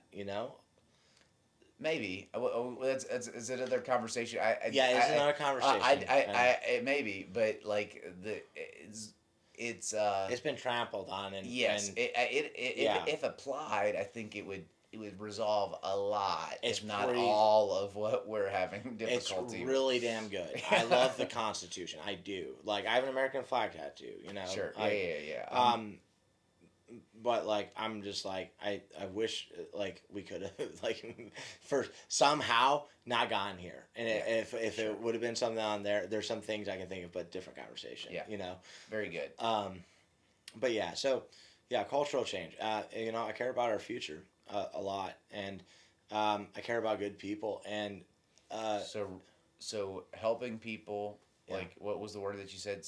Saving people. Saving lives. Saving lives. Yeah. And cultural change. Yeah. And those are the motivating factors for your training company. Yes. Would you say they're also the motivating factors for your gear? Your gear company? Well, so gear makes more money than training. Okay. And sometimes gear can actually be a ticket into training, but it's also just that like I like doing that, and it's a way for me to be creative, and and also like there's a lot of junk out there. Sure. And actually specifically a lot of it's targeted towards women, which upsets me. And it depends who it's made by. Yeah. So a lot of the stuff I make is just like something I really wanted. Yeah. There's other things that like Pat and Matt asked me to make a litter pouch, and so I made that for them, and I'm really proud of it, and I'm like, that's a cool pretty thing. Cool, yeah. Yeah, and dude, that litter pouch could save lives, because that could be Absolutely. The difference between someone having a litter and being able to get a wounded person off the X or not. But as a creative outlet. Yes, absolutely. Yeah. And I feel that's okay. So with gear also, I want to employ people in the future. I want to have something. I want to build something where like it's something that my family and my extended family, as in like you and students, or other instructors, whatever, that we can have to create more self-sufficiency. Like, because if, okay, again, how many people work a job that is not aligned with their values? I believe politics is directly does relate to your values and principles. Mm-hmm. So, like, I worked at UPS for a little bit, right? They, the Teamsters Union gives money straight to the Democrat Party, which is completely misaligned with me. So I might as well just hand money to the Democratic Party, right? So I'm like, dude, I'm not going back there again, like to anything like that. Like that is not happening at all. I cannot do that. So if instead, like if instead I were working at SOE, making nylon gear, I'm just trying to create an outlet for that also. Yeah, like for real, like my dream that's on my vision board is a big badass range, shoot house, long distance, giant berm, and closed to the public, only allowed for alumni. Okay, because public can go other places, right? We want you to come train, but you got to actually come train. You can't just come and shoot for fun. Yeah. Like, there's a purpose behind this, and it's funny because like I get, I've had people in my videos go like, sometimes we shoot guns for fun. It's not all about fighting, and like. Yeah, I know, but that's not what this channel's about, Sure. And it, Sure. And you're saying that those folks that have trained could come to that thing. Yeah, I want it to be where it's like, hey, dude, you've had like this week of training, you're very thoroughly trusted, and you've done this one extra thing, like you have access, like that's what I'd like. So there are lots of gun clubs that have something that is a barrier to entry before you have the key to the place. That's a great model. Yeah, it's a great model. Yeah. And because I want it to be where like that's the place that people go to do that, and I don't want it to get corrupted by anything else. Sure. Again, the public's welcome, but you have to like actually do the classes. And if you're just doing the classes that have access to the range, no, that's not what it's about. And building a community around that. So, anyways, giant, perfect, best range in the universe is what I want. Okay, and then facility, and I want to host other instructors, like all the people I love, Tactical Response, Prepare, Patriot, where we're at now, Green Line Tactical, like all the people I've ever done an interview with. Recently I trained with Jared Reston. I want them to come there and to want to come there, and I want to have a sew shop there, like what John has built with SOE, and I want people to be employed there, making a good living, creating valuable, products that bring value. Like even some of the stuff I make, I'm like, it's like I have other people like Max and Casey right now are carrying like medical things that I made, and they like it even more than I do. And they find extreme utilitarian use in it, and that has medical stuff that literally could save a life, and if that happened, and that EDC trauma kit is the difference between them carrying it or not, that's huge, so best range ever, giant sew shop, and then I want to grow crops and farms, and I want to be able to have it where it is like a place where you could buy a plot and have your house or something, whatever. Just I want to create something like that, and I want to put it in every state too. So you want to have that, and you want to have it all 50 states. If I could, yeah, that would be awesome. Hey man, if you're gonna dream big. Yeah, why not, right? Yeah, why not? Yeah. And look, if you're gonna aim, aim small, miss small. Oh yeah. So aim high, and you're what is it that people say all the time?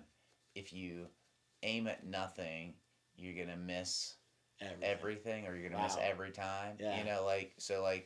It's nothing wrong with reaching for the stars. I think Michael Jordan once said too, you miss every shot you don't take. Yeah. That's a good way to say it. Yeah. By the way, that's a good documentary that he did of himself. Oh, I gotta see that. Yeah. He did one of those. Well, he kind of like said, "I'll do it if you." Anyway, it's like he's controlling the narrative, and more power to him for that. Mm-hmm.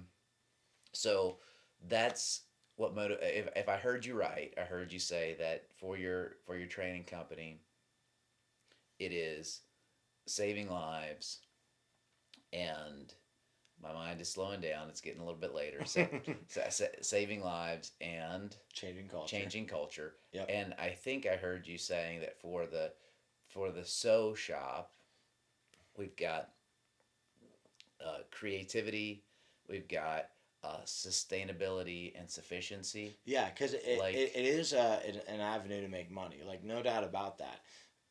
but what some people don't understand is money is power, and you can use that for good, you know. Hmm. Uh, and it's like, okay, like I was talking about this, earlier today. Like, I'm perfectly fine living in a shit house, you know. Okay. Like, I don't need much. I don't require much. I want better for my family. Yep.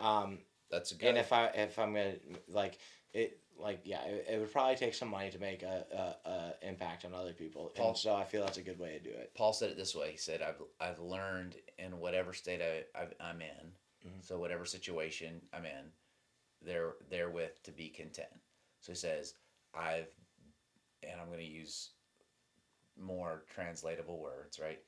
I've been rich, I've been poor, I've been in all kinds of situations, and I've learned that in all the situations, I've been able to find contentment, Mhm. right? And that's a powerful thing to be able to say. It's a useful tool because you find that you're able to move in and out of different seasons of life without losing yourself, right? Okay. You're able to move forward and be productive in all kinds of different environments. Yeah. That's great.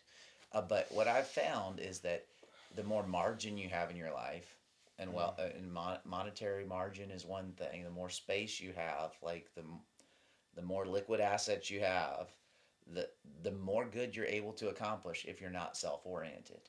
Like if you're not all about yourself, you can do more with more margin, Mhm. and you can be a greater asset, a more productive individual. This is true of more time. This is more true of more talent or more skill sets, of more anything. The more Yeah. margin you create in your life, if you're wise, you can do more with it. Yeah, That's just natural. like Evan, Yeah, like man. Evan is so, like I've only met him a little bit, but like He's a righteous dude. yeah, and he has a lot of skills, Smart dude. like yeah, very smart dude, and like lovely family too. Oh yeah, amazing Outstanding. family. Yeah, Yeah, he's uh, doing it right, man. yeah, he's killing it.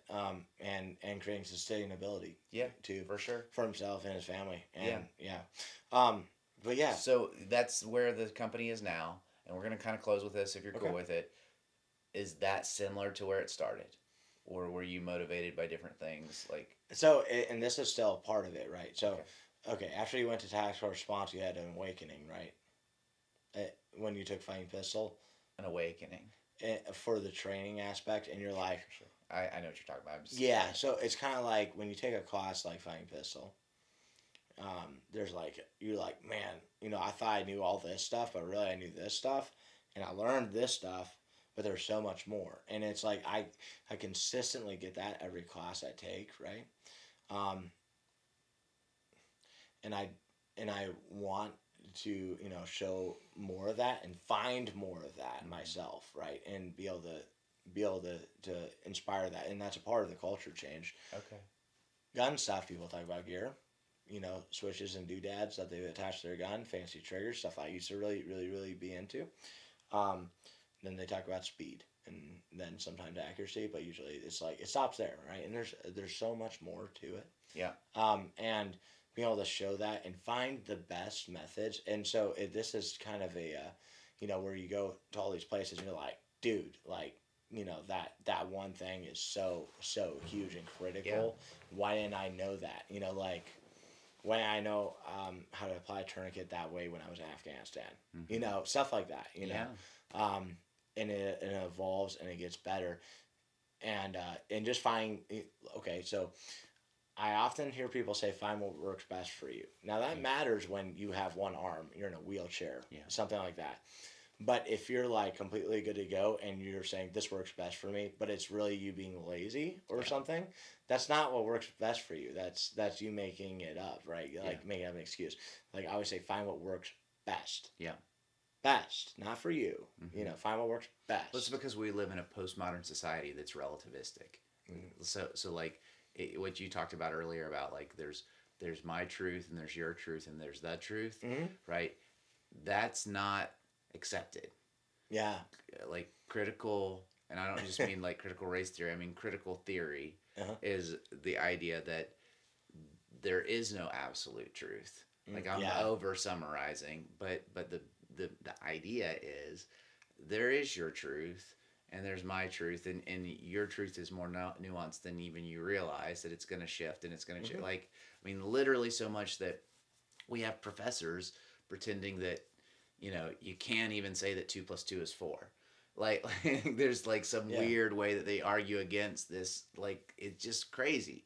I mean, we're living in a crazy, crazy, crazy world. Yeah, So we have no idea where it's going right now because so things are advancing so so when fast. you take the foundation of absolute truth out from under a society, and like I'm not talking about Christianity right now. I'm just talking about the philosophical belief that things are knowable, right? Like I'm talking about like a bedrock thing. There was a woman on Fox News that like they asked her a simple math question. And she was like, I don't know, because Right. literally because there's no truth to her. Right. So It was like a what's 2 plus 2 sort of thing. right. Know? So you get to that spot, and now you have a unstable by nature society, right? If you don't have something to stand on, you are by nature unstable. Yeah. Right. So like you see, and I don't know why it's referenced in Rogan's podcast and all kinds of podcasts all the time.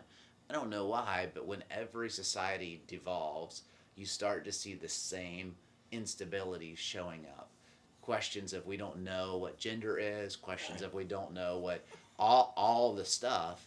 Yeah. It's like it the bedrock, the things that were like clear are unclear. Yeah. And you see people just kind of like afraid to say something clearly, and it's just what the Bible afraid calls to say it, right? right. So what the Bible Yeah. calls we're on sinking sand. Like you can build a house on a firm foundation.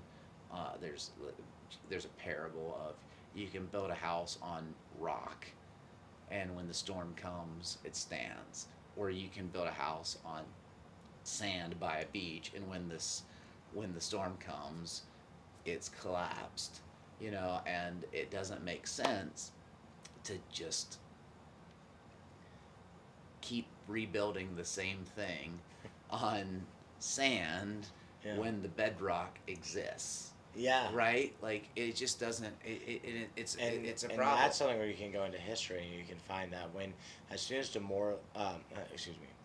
morality, like doing moral things and truth starts to fall away, that's when that society collapses. Yeah. And yeah, so yeah. So it's been super fun to talk to you. It has been like 3 hours. It has been like Joe Rogan with more Jesus and less DMT. That's hilarious. I'll take that as a compliment. Yes. I like the Joe Rogan podcast. I love it, and I'm yeah. not ashamed to say it. Yeah, Like I that's like right. to listen to it. I'm certainly not prepared to say that this is anything that. Anyway, he's very good at asking questions and a very curious guy. Oh yeah. You do a fantastic job, man. Because I've listened to a couple of your podcasts. Thank you, man. I appreciate it. No, for real. Like, I wish I was half as good at interviewing as you. I am real. naturally really really curious. Yeah. And it's really hard to do this with somebody I don't like, but I really like you. Like we could talk for a long time. I want to do this and a lot more. It would be fun. Yeah. I think we've gone like 3 hours, which I've never done this before. So You're it's fun, and so Yeah. I'm not sorry about it. I'll break it into parts or something. I don't know, Yeah. but people are gonna see it, and I think people are gonna dig it. So Yeah, I think thank so you for too. doing this. Dude. If you guys have questions, that you're like you started to talk about this, like I started playing a game with you, Mhm. like this or that, and we did like 2, Mhm. and then it like devolved into something else. But I think I'm just like letting it go, so that's cool. If you guys are like, hey, wait. Let me play with you. okay, All right. So some of these I might know. All right. Let's do an easy one. Rebels or Empire? Rebels. Rebels?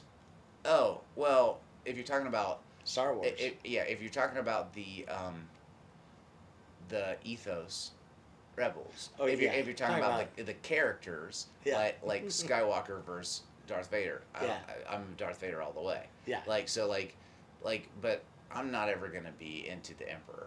Like the Emperor doesn't do anything for me. I think it's cool that he's like electric, but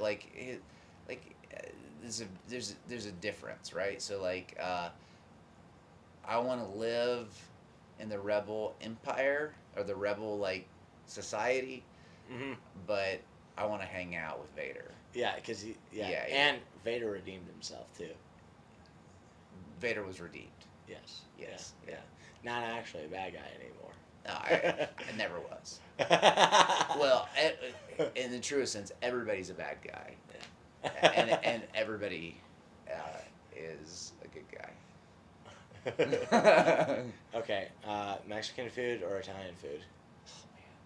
Yes, Mexican if I have to pick, Okay, okay. but I love it, all food Um, except for beets. I don't like beets. I know you love rap, so metal or country? I metal, but Really? I'm not really a fan of either. Okay. But I hate country. Really? I'm Like, surprised. You live in North Carolina. Yeah, I hate country except for like if you're talking like old like. There's some new stuff that's come out that's like, okay, that's more. I would call it more like folk music under Yeah. like. There's some stuff that I dig that way. And then like like Willie Nelson kind of like country. I can get down with that. Like, Yeah. but like most stuff, Johnny Cash. you took me to a Garth Brooks concert, I might be somebody that would need to call suicide hotline. Like it would be hard. I heard Like, he's anti-Second Amendment now. Too. I don't know if that's the case. That just deepens the spiral that I would be in, like the darkness that I would be entering. I don't like country music. All right, Starship Troopers or Aliens? Oh man, probably Aliens, but I like them both. Okay. I know it's the wrong answer because of how much you've talked about Starship Trooper, but I'm just, No, I'm I trying to love be honest. Aliens Yeah, too. yeah, yeah. That's a hard one for me. Yeah. Whenever I like a movie, I say it's the greatest movie ever made, and then people are like, "You said that about 7 movies." I say, Yeah. Okay. I know you like comedy. Okay. Have you seen Anchorman 2? Okay, I like stand-up comedy a ton, and I like comedy movies pretty well. But um, I like stand-up comedy more than I like Okay. comedy movies. But Anchorman 2, I don't think so. But and most people should know that. The reason why I keep saying I don't think so when it comes to some movies is I've had the experience multiple times recently. Laura and I, my wife and I, we watch movies kind of late at night. Sometimes that's like our connection thing. Yeah. And like, I'll be like, yeah, let's watch this. I don't think I've ever seen it. And I'll get like 10 minutes into something like, I've totally seen this. Oh, so really? like I just know that I don't really know what I've actually seen and what. So like it's. Do you know Tom Segura, the comedian? Oh yeah. Okay, and then, all right, Tom Segura or Two Bears or Bill Burr. Old school Bill Burr, new school Tom Segura. Okay, right on. Yeah. Right on. Yeah. Yeah. Okay, and I gotta show you that other guy too. I forget his name, but yeah, he was. I mean, I like Bill Shane Burr Gillis, still, yeah. but I like his old comedy better than his new comedy. Yeah, he was tearing it up. But, anyways. Yeah. Thanks, man. No, thank you. I want to do this again. Is it okay if I pray for you? I've never done this at the end of Yeah, man. Is that all right? As we conclude, Father, I pray for my friend. I pray for my brother. Lord, he's talked about some big dreams, and Lord, I believe that your word says you don't hold any good thing from those who walk uprightly. That you seek to give good and perfect gifts to your children, and so Father, I pray that you would fulfill the dreams that are beneficial to the life of my young brother. Lord, I pray that you'd bless his family, that you bless his children, Lord, that you'd bless his business, and that you would help him to change the culture around him in a way that would glorify you and be good for those around him, and Lord, bring him great satisfaction. Lord, I pray that you just give him a kind of peace and direction and discernment that would be a guiding light in his life and in the life of his family. I pray in Jesus' name. Amen. Amen. Thank you, brother. Thank you, man. That's super cool. Because, yeah, I'm still very new and very learning, very much a student of what's going on. But, like, yeah, thank you.